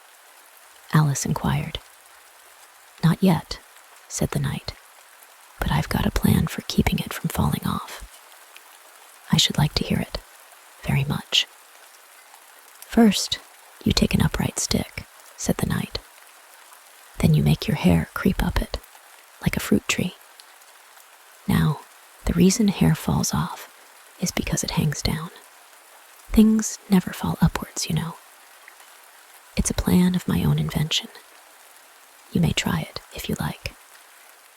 It didn't sound a comfortable plan, Alice thought, and for a few minutes she walked on in silence, puzzling over the idea, and every now and then stopping to help the poor knight, who certainly was not a good rider. Whenever the horse stopped, which it did very often, he fell off in front, and whenever it went on again, which it generally did rather suddenly, he fell off behind. Otherwise, he kept on pretty well, except that he had a habit of now and then falling off sideways. And as he generally did this on the side on which Alice was walking, she soon found that it was the best plan not to walk quite close to the horse. I'm afraid you've not had much practice in riding, she ventured to say, as she was helping him up from his 5th tumble. The knight looked very much surprised and a little offended at the remark. What makes you say that? He asked, as he scrambled back into the saddle, keeping hold of Alice's hair with one hand to save himself from falling over on the other side. Because people don't fall off quite so often when they've had much practice. I've had plenty of practice, the knight said very gravely. Plenty of practice. Alice could think of nothing better to say than indeed, but she said it as heartily as she could. They went on a little way in silence after this, the knight with his eyes shut, muttering to himself, and Alice watching anxiously for the next tumble. The great art of riding, the knight suddenly began in a loud voice, waving his right arm as he spoke, is to keep. Here, the sentence ended as suddenly as it had begun, as the knight fell heavily on the top of his head, exactly in the path where Alice was walking. She was quite frightened this time, and said in an anxious tone as she picked him up, "I hope no bones are broken." "None to speak of," the knight said, as if he didn't mind breaking 2 or 3 of them. "The great art of riding, as I was saying, is to keep your balance properly. Like this, you know." He let go the bridle and stretched out both his arms to show Alice what he meant. And this time, he fell flat on his back, right under the horse's feet. "Plenty of practice," he went on repeating, all the time that Alice was getting him on his feet again. "Plenty of practice." "It's too ridiculous," cried Alice, losing all her patience this time. "You ought to have a wooden horse on wheels, that you ought." "Does that kind go smoothly?" the knight asked, in a tone of great interest, clasping his arms round the horse's neck as he spoke, just in time to save himself from tumbling off again. "Much more smoothly than a live horse," Alice said, with a little scream of laughter, in spite of all she could do to prevent it. "I'll get one," the knight said thoughtfully to himself. "1 or 2? Several?" There was a short silence after this, and then the knight went on again. "I'm a great hand at inventing things. Now, I dare say you noticed that last time you picked me up, that I was looking rather thoughtful." "You were a little grave," said Alice. "Well, just then, I was inventing a new way of getting over a gate. Would you like to hear it?" "Very much indeed," Alice said politely. "I'll tell you how I came to think of it," said the knight. "You see, I said to myself, the only difficulty is with the feet. The head is high enough already. Now, first I put my head on the top of the gate, then I stand on my head. Then the feet are high enough, you see. Then I'm over, you see." "Yes, I suppose you'd be over when that was done," Alice said thoughtfully. "But don't you think it would be rather hard?" "I haven't tried it yet," the knight said gravely, "so I can't tell for certain, but I'm afraid it would be a little hard." He looked so vexed at the idea that Alice changed the subject hastily. "What a curious helmet you've got," she said cheerfully. "Is that your invention too?" The knight looked down proudly at his helmet, which hung from the saddle. "Yes," he said, "but I've invented a better one than that, like a sugar loaf. When I used to wear it, if I fell off the horse, it always touched the ground directly. So I had a very little way to fall, you see, but there was the danger of falling into it, to be sure. That happened to me once, and the worst of it was, before I could get out again, the other white knight came and put it on. He thought it was his own helmet. The knight looked so solemn about it that Alice did not dare to laugh. "I'm afraid you must have hurt him," she said in a trembling voice, "being on the top of his head." "I had to kick him, of course," the knight said very seriously. "And then he took the helmet off again, but it took hours and hours to get me out. I was as fast as lightning, you know." "But that's a different kind of fastness," Alice objected. The knight shook his head. "It was all kinds of fastness with me, I can assure you," he said. He raised his hands in some excitement as he said this, and instantly rolled out of the saddle and fell headlong into a deep ditch. Alice ran to the side of the ditch to look for him. She was rather startled by the fall, as for some time he had kept on very well, and she was afraid that he really was hurt this time. However, though she could see nothing but the soles of his feet, she was much relieved to hear that he was talking on in his usual tone. "All kinds of fastness," he repeated, but it was careless of him to put another man's helmet on, with the man in it, too. "How can you go on talking so quietly, head downwards?" Alice asked, as she dragged him out by the feet and laid him in a heap on the bank. The knight looked surprised at the question. "What does it matter where my body happens to be?" he said. "My mind goes on working all the same. In fact, the more head downwards I am, the more I keep inventing new things. Now, the cleverest thing of the sort that I ever did," he went on after a pause, "was inventing a new pudding during the meat course." "In time to have it cooked for the next course?" said Alice. "Well, not the next course," the knight said in a slow, thoughtful tone. "No, certainly not the next course. Then it would have to be the next day. I suppose you wouldn't have 2 pudding courses in one dinner?" "Well, not the next day," the knight repeated as before. "Not the next day. In fact," he went on, holding his head down, and his voice getting lower and lower, "I don't believe that pudding ever was cooked. In fact, I don't believe that pudding ever will be cooked. And yet, it was a very clever pudding to invent." "What did you mean it to be made of?" Alice asked, hoping to cheer him up, for the poor knight seemed quite low-spirited about it. "It began with blotting paper," the knight answered with a groan. "That wouldn't be very nice, I'm afraid." "Not very nice alone," he interrupted, quite eagerly. "But you've no idea what a difference it makes, mixing it with other things, such as gunpowder and sealing wax. And here I must leave you." They had just come to the end of the wood. Alice could only look puzzled. She was thinking of the pudding. "You are sad," the knight said in an anxious tone.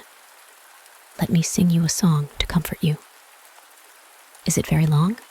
Alice asked, for she had heard a good deal of poetry that day. "It's long," said the knight, "but very, very beautiful. Everybody that hears me sing it, either it brings the tears into their eyes, or else..." "Or else what?"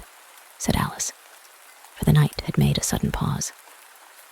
"Or else it doesn't, you know. The name of the song is called Haddock's Eyes." "Oh, that's the name of the song, is it?" Alice said, trying to feel interested. "No, you don't understand," the knight said, looking a little vexed. "That's what the name is called. The name really is The Aged Man." "Then I ought to have said, that's what the song is called." Alice corrected herself. "No, you oughtn't. That's quite another thing.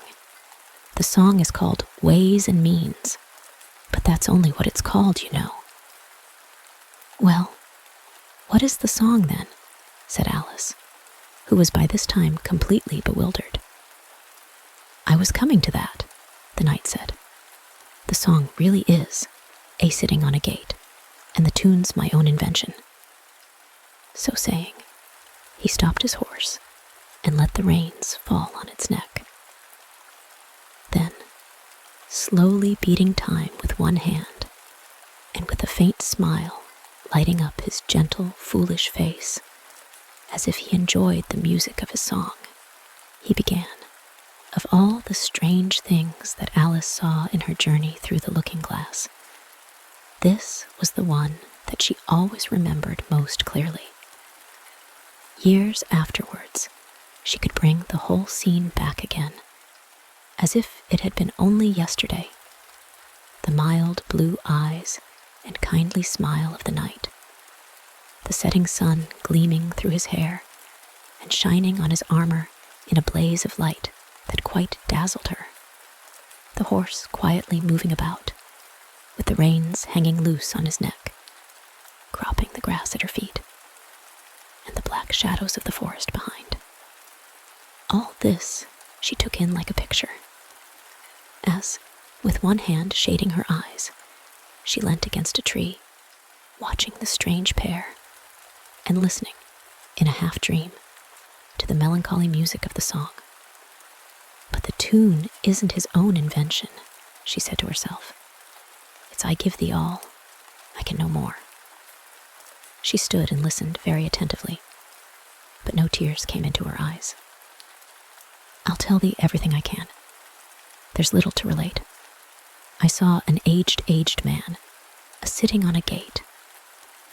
Who are you, aged man? I said, and how is it you live? And his answer trickled through my head like water through a sieve. He said, I look for butterflies that sleep among the wheat. I make them into mutton pies and sell them in the street. I sell them unto men, he said, who sail on stormy seas, and that's the way I get my bread. A trifle, if you please. But I was thinking of a plan to dye one's whiskers green, and always use so large a fan that they could not be seen. So, having no reply to give to what the old man said, I cried, Come, tell me how you live, and thumped him on the head. His accents mild took up the tale. He said, I go my ways, and when I find a mountain rill, I set it in a blaze, and thence they make a stuff they call Rowland's Macassar oil. Yet 2 halfpenny is all they give me for my toil. But I was thinking of a way to feed oneself on batter, and so go on from day to day, getting a little fatter. I shook him well from side to side, until his face was blue. Come, tell me how you live, I cried, and what it is you do. He said, I hunt for haddocks' eyes among the heather bright, and work them into waistcoat buttons in the silent night. And these I do not sell for gold, or coin of silvery shine, but for a copper halfpenny, and that will purchase 9. I sometimes dig for buttered rolls, or set limed twigs for crabs.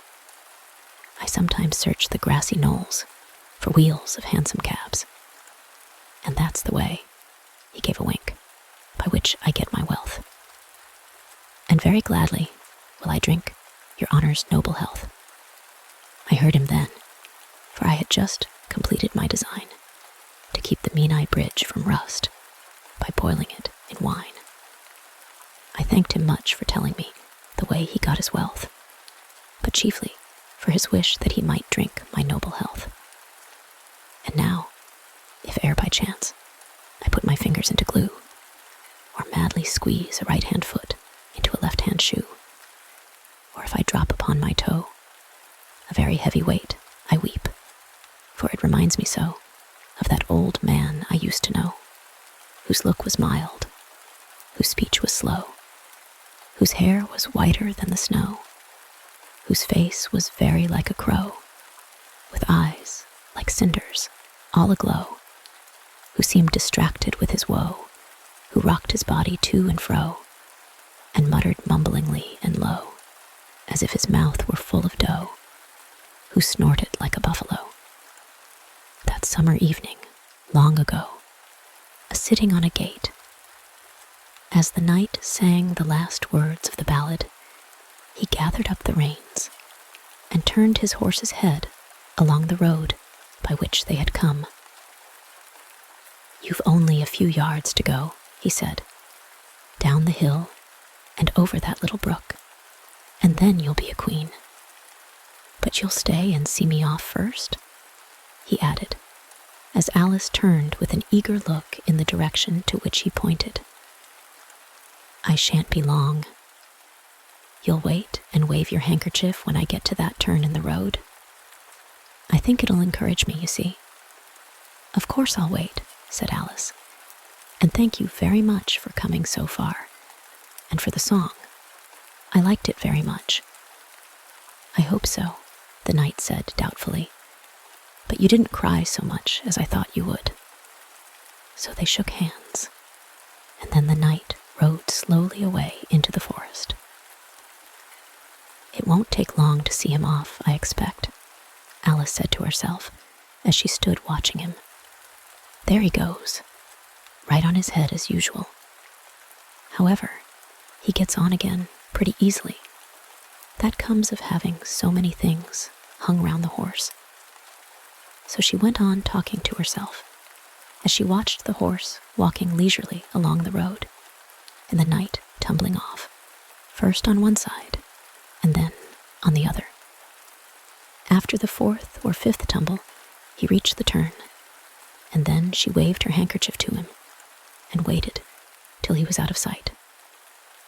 "I hope it encouraged him," she said, as she turned to run down the hill. And now for the last brook, and to be a queen. How grand it sounds.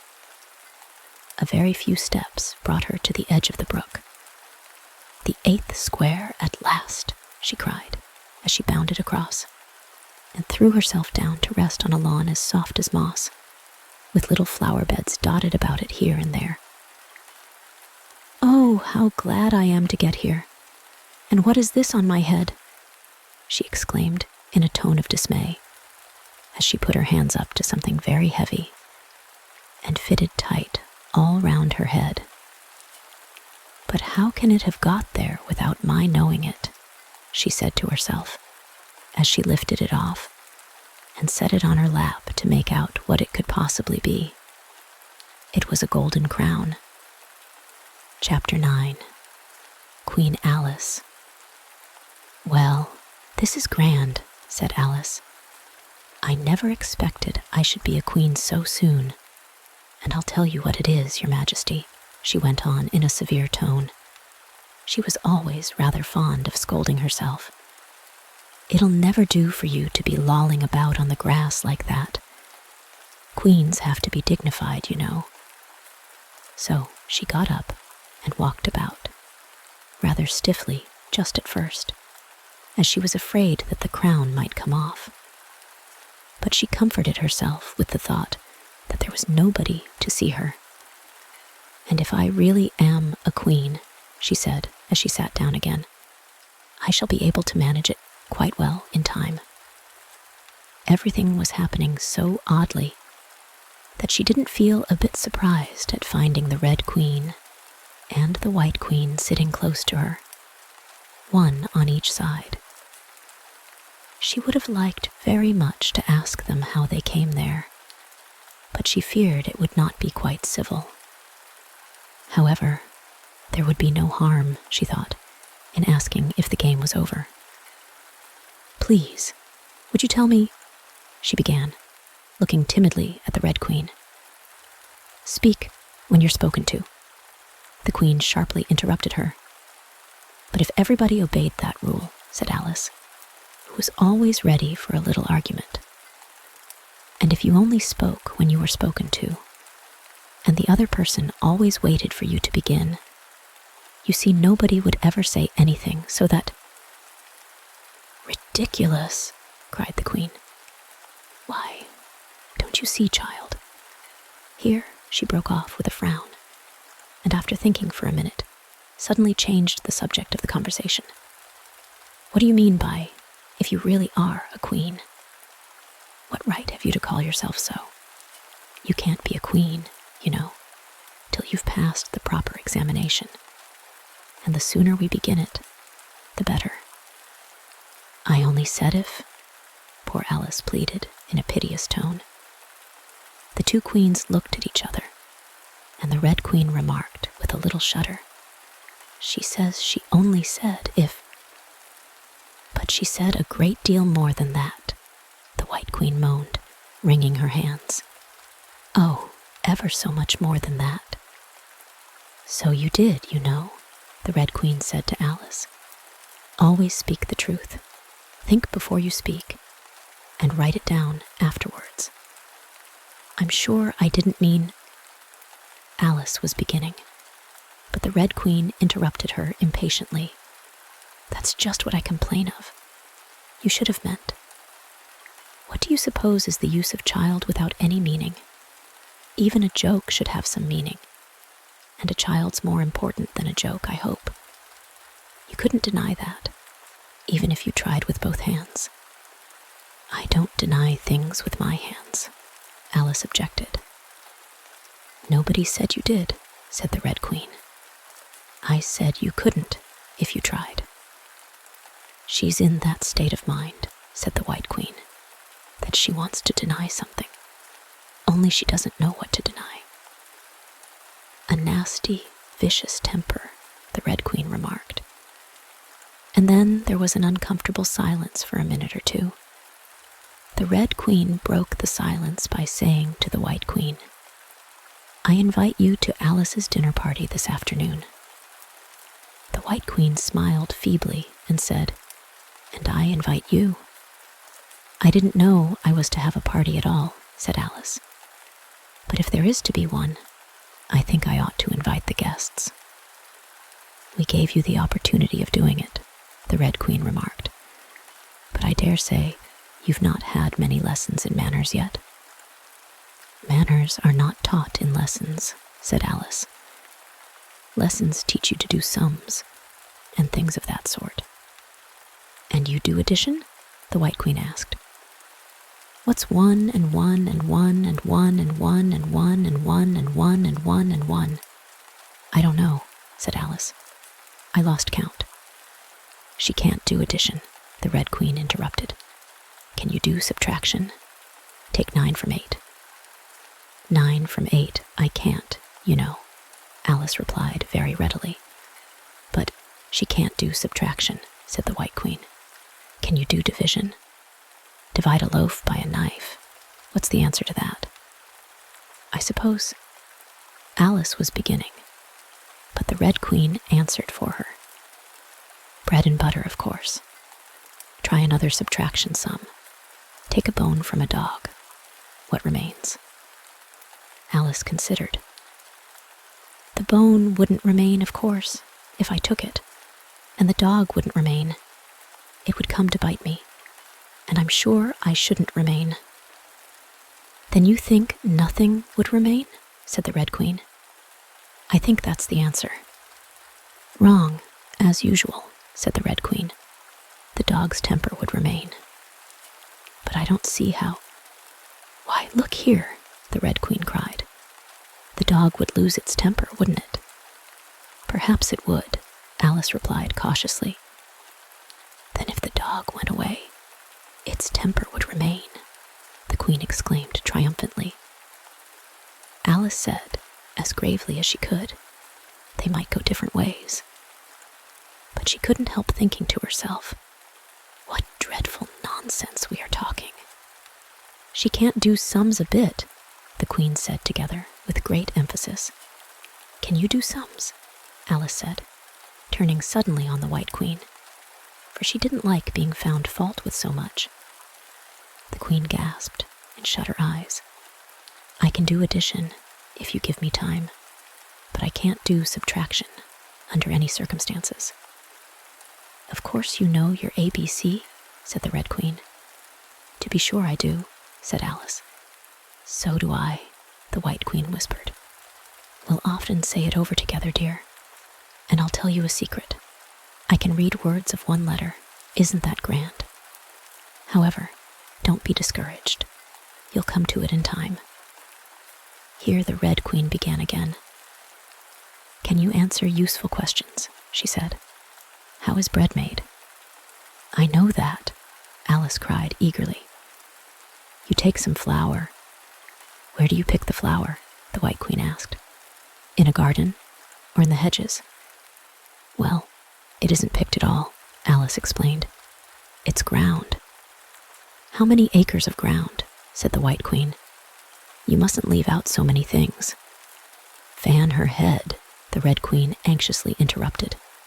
She'll be feverish after so much thinking. So they set to work and fanned her with bunches of leaves, till she had to beg them to leave off. It blew her hair about so. She's all right again now, said the Red Queen. Do you know languages? What's the French for fiddle-de-dee? Fiddle-de-dee's not English, Alice replied gravely. Whoever said it was, said the Red Queen. Alice thought she saw a way out of the difficulty this time. "If you'll tell me what language Tweedledee is, I'll tell you the French for it," she exclaimed triumphantly. But the Red Queen drew herself up rather stiffly and said, "Queens never make bargains." "I wish queens never asked questions," Alice thought to herself. "Don't let us quarrel," the White Queen said in an anxious tone. "What is the cause of lightning?" "The cause of lightning," Alice said very decidedly, for she felt quite certain about this, "is the thunder. No, she hastily corrected herself. "I meant the other way." "It's too late to correct it," said the Red Queen. "When you've once said a thing, that fixes it, and you must take the consequences." "Which reminds me," the White Queen said, looking down and nervously clasping and unclasping her hands. "We had such a thunderstorm last Tuesday. I mean, one of the last set of Tuesdays, you know." Alice was puzzled. "In our country," she remarked, "there's only one day at a time." The Red Queen said, "That's a poor, thin way of doing things. Now here, we mostly have days and nights 2 or 3 at a time. And sometimes, in the winter, we take as many as 5 nights together. For warmth, you know." "Are 5 nights warmer than 1 night, then?" Alice ventured to ask. 5 times as warm, of course. But they should be 5 times as cold, by the same rule. "Just so," cried the Red Queen. 5 times as warm, and 5 times as cold, just as I'm 5 times as rich as you are, and 5 times as clever." Alice sighed and gave it up. "It's exactly like a riddle with no answer," she thought. "Humpty Dumpty saw it too," the White Queen went on in a low voice, more as if she were talking to herself. "He came to the door with a corkscrew in his hand." "What did he want?" said the Red Queen. "He said he would come in," the White Queen went on, "because he was looking for a hippopotamus. Now, as it happened, there wasn't such a thing in the house that morning." "Is there generally?" Alice asked in an astonished tone. "Well, only on Thursdays," said the Queen. "I know what he came for," said Alice. "He wanted to punish the fish, because—" Here the White Queen began again. "It was such a thunderstorm you can't think." "She never could, you know," said the Red Queen. "And part of the roof came off, and ever so much thunder got in, and it went rolling round the room in great lumps, and knocking over the tables and things, till I was so frightened I couldn't remember my own name." Alice thought to herself, "I never should try to remember my name in the middle of an accident. Where would be the use of it?" But she did not say this aloud, for fear of hurting the poor Queen's feeling. "Your Majesty must excuse her," the Red Queen said to Alice, taking one of the White Queen's hands in her own and gently stroking it. "She means well, but she can't help saying foolish things, as a general rule."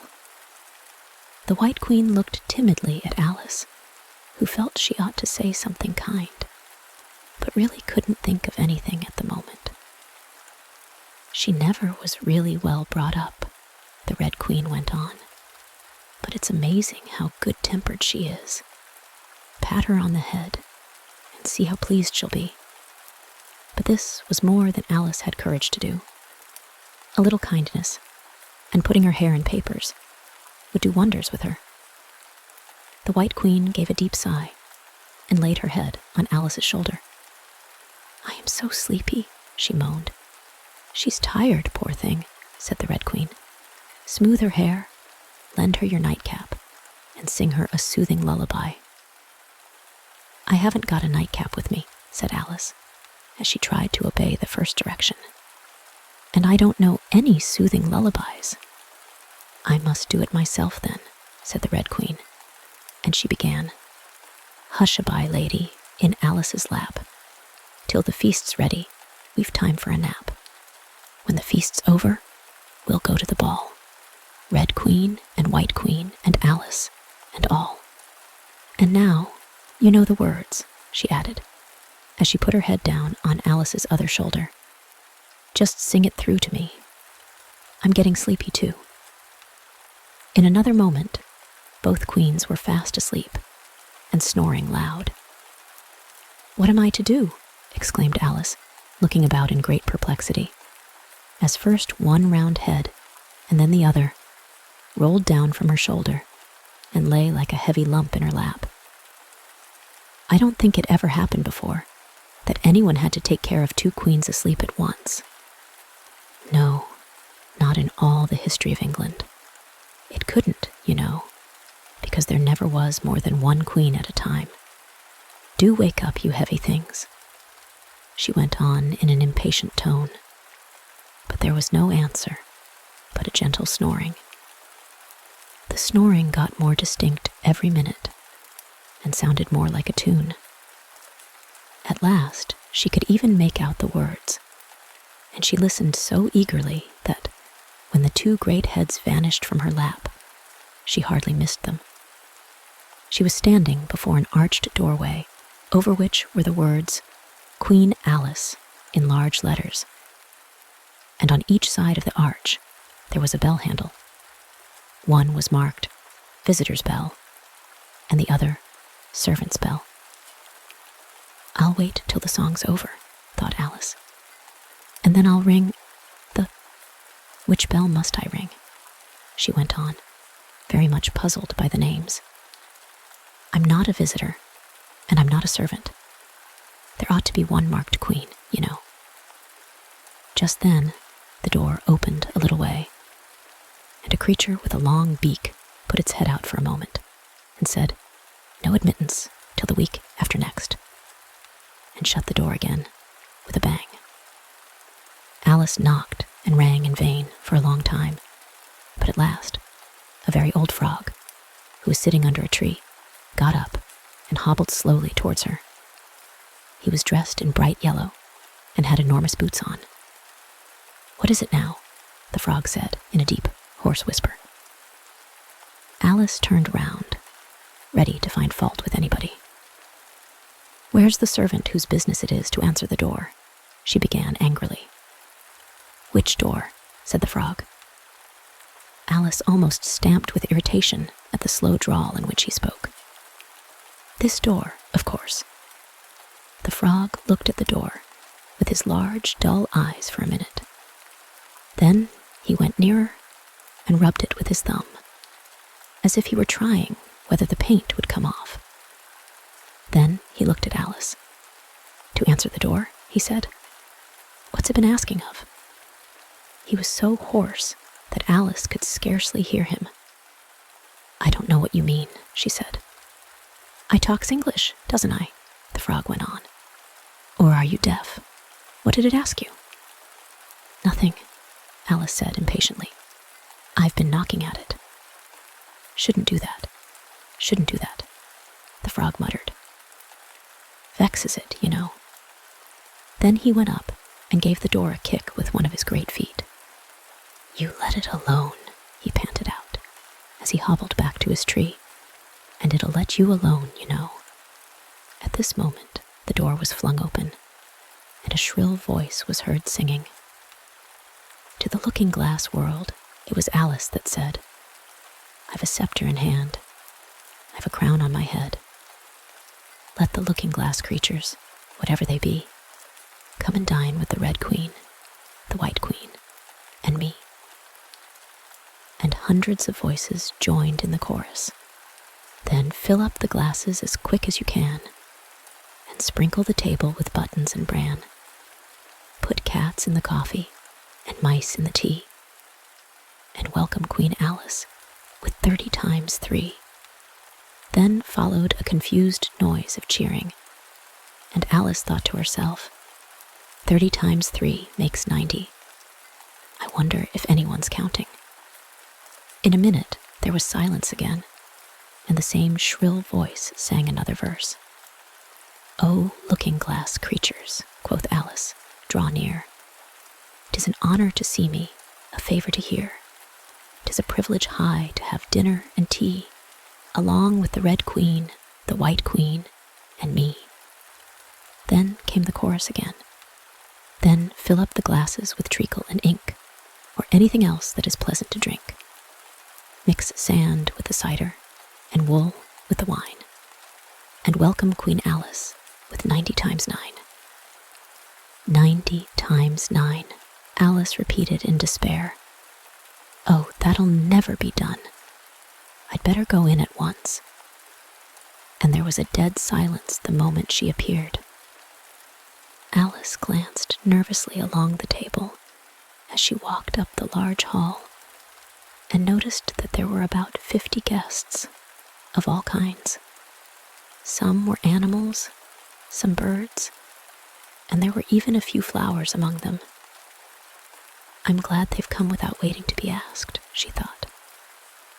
"I should never have known who were the right people to invite." There were 3 chairs at the head of the table. The Red and White Queens had already taken 2 of them, but the middle one was empty. Alice sat down in it, rather uncomfortable in the silence, and longing for someone to speak. At last, the Red Queen began. "You've missed the soup and fish," she said. "Put on the joint." And the waiters set a leg of mutton before Alice, who looked at it rather anxiously, as she had never had to carve a joint before. "You look a little shy. Let me introduce you to that leg of mutton," said the Red Queen. "Alice, mutton, mutton, Alice." The leg of mutton got up in the dish and made a little bow to Alice, and Alice returned the bow, not knowing whether to be frightened or amused. "May I give you a slice?" she said, taking up the knife and fork and looking from one queen to the other. "Certainly not," the Red Queen said, very decidedly. "It isn't etiquette to cut anyone you've been introduced to. Remove the joint." And the waiters carried it off and brought a large plum pudding in its place. "I won't be introduced to the pudding, please," Alice said rather hastily, "or we shall get no dinner at all.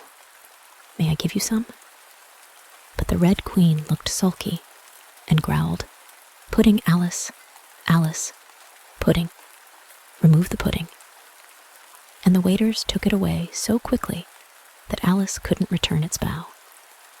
However, she didn't see why the Red Queen should be the only one to give orders.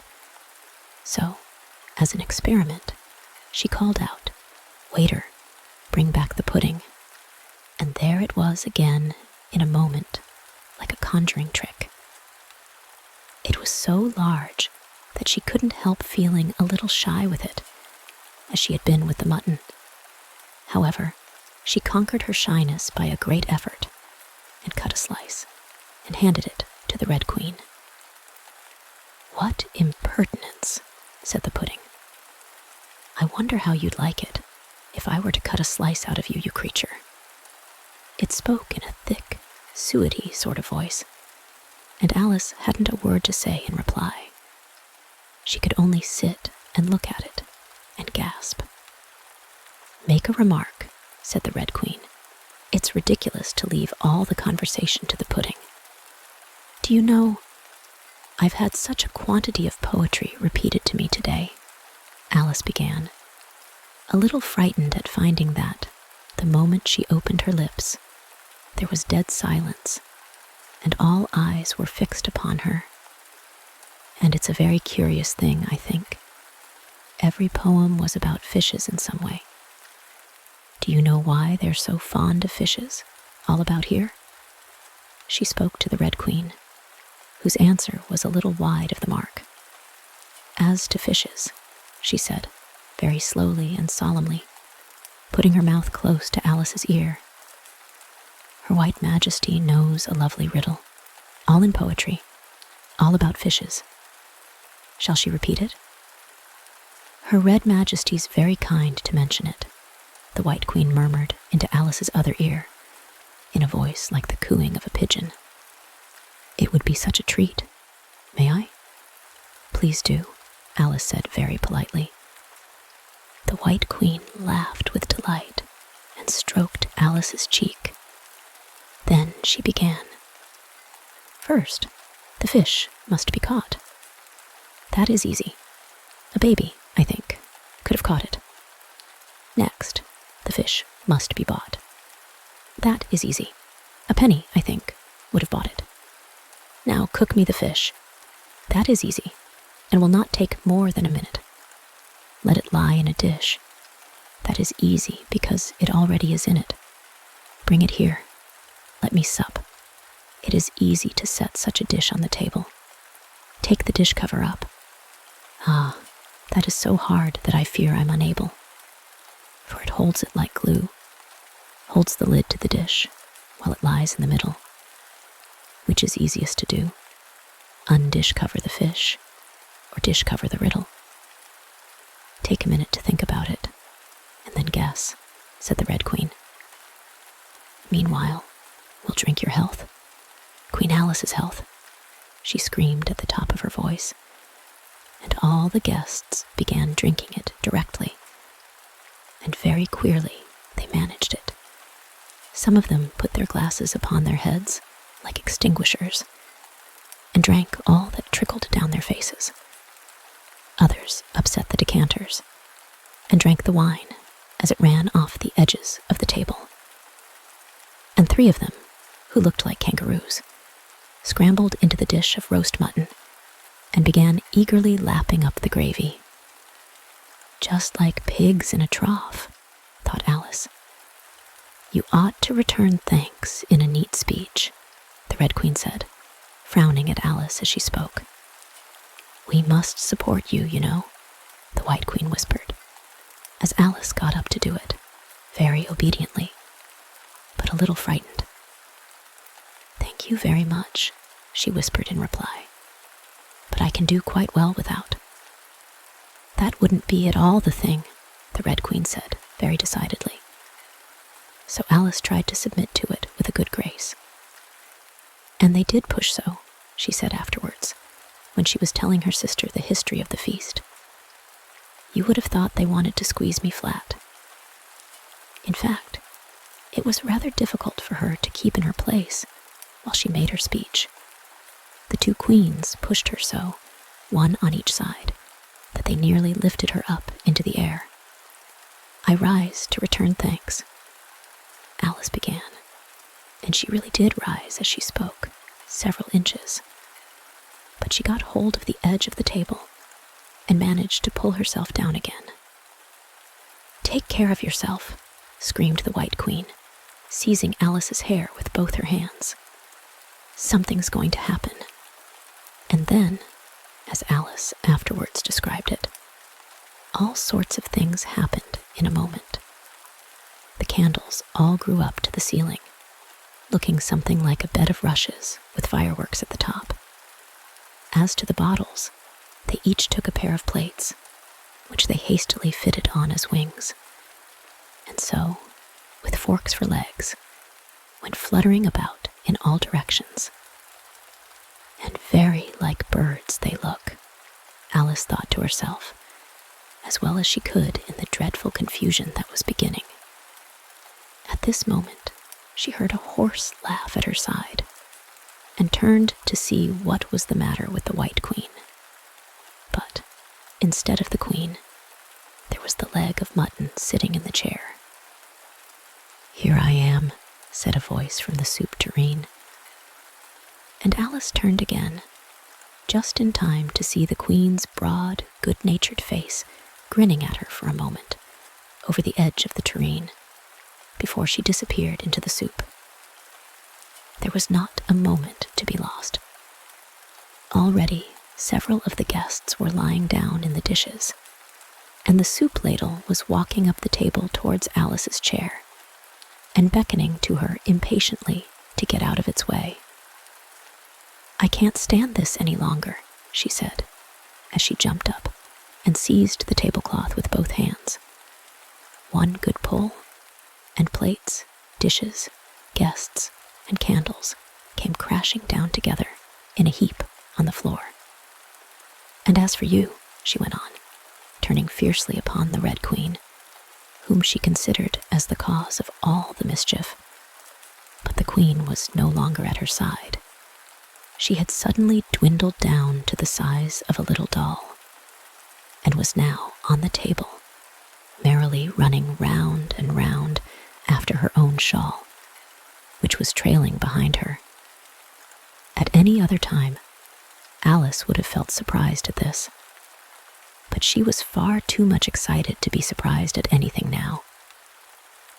As for you, she repeated, catching hold of the little creature in the very act of jumping over a bottle which had just lighted upon the table. I'll shake you into a kitten, that I will. Chapter 10. Shaking. She took her off the table as she spoke, and shook her backwards and forwards with all her might. The Red Queen made no resistance whatever, only her face grew very small, and her eyes got large and green. And still, as Alice went on shaking her, she kept on growing shorter and fatter and softer and rounder, and Chapter 11. Waking. And it really was a kitten after all. Chapter 12. Which dreamed it? Your Majesty shouldn't purr so loud, Alice said, rubbing her eyes and addressing the kitten respectfully, yet with some severity. You woke me out of, such a nice dream. And you've been along with me, kitty, all through the looking-glass world. Did you know it, dear? It is a very inconvenient habit of kittens, Alice had once made the remark, that whatever you say to them, they always purr. If they would only purr for yes, and mew for no, or any rule of that sort, she had said, so that one could keep up a conversation. But how can you talk with a person if they always say the same thing? On this occasion, the kitten only purred, and it was impossible to guess whether it meant yes or no. So Alice hunted among the chessmen on the table till she had found the Red Queen. Then she went down on her knees on the hearthrug and put the kitten and the Queen to look at each other. Now, kitty, she said, clapping her hands triumphantly, confess that was what you turned into. But it wouldn't look at it, she said, when she was explaining the thing afterwards to her sister.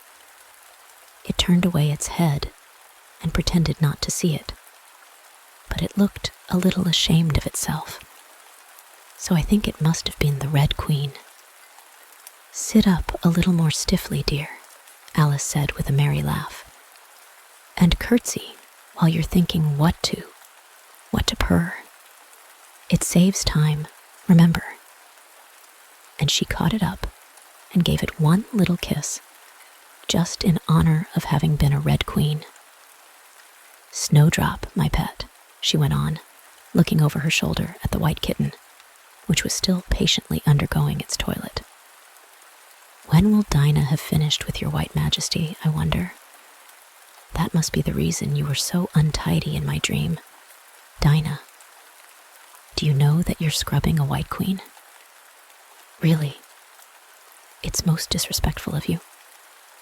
And what did Dinah turn to, I wonder? She prattled on, as she settled comfortably down, with one elbow in the rug and her chin in her hand, to watch the kittens. Tell me, Dinah, did you turn to Humpty Dumpty? I think you did. However, you'd better not mention it to your friends just yet, for I'm not sure. By the way, kitty, if only you'd been really with me in my dream, there was one thing you would have enjoyed. I had such a quantity of poetry said to me, all about fishes. Tomorrow morning, you shall have a real treat. All the time you're eating your breakfast, I'll repeat the walrus and the carpenter to you. And then you can make believe it's oysters, dear. Now, kitty, let's consider who it was that dreamed it all. This is a serious question, my dear, and you should not go on licking your paw like that, as if Dinah hadn't washed you this morning. You see, Kitty, it must have been either me or the Red King. He was part of my dream, of course, but then I was part of his dream too. Was it the Red King, Kitty? You were his wife, my dear, so you ought to know. Oh, Kitty, do help to settle it. I'm sure your paw can wait. But the provoking kitten only began on the other paw and pretended it hadn't heard the question. Which do you think it was? A boat beneath a sunny sky, lingering onward dreamily. In an evening of July, children three that nestle near, eager eye and willing ear, pleased a simple tale to hear. Long has paled that sunny sky. Echoes fade and memories die. Autumn frosts have slain July. Still she haunts me, phantom-wise, Alice moving under skies never seen by waking eyes. Children yet, the tale to hear, eager eye and willing ear, lovingly shall nestle near. In a wonderland they lie, dreaming as the days go by, dreaming as the summers die. Ever drifting down the stream, lingering in the golden gleam. Life, what is it but a dream? The end. Thank you for taking the time to listen along with me this evening. I hope this has helped to relax you and that you have enjoyed the story. If there are any stories you would like to hear in the future, please leave a comment in the section below. And please consider subscribing so that you won't miss out on all the stories coming to the channel very soon. And until next time, goodbye for now.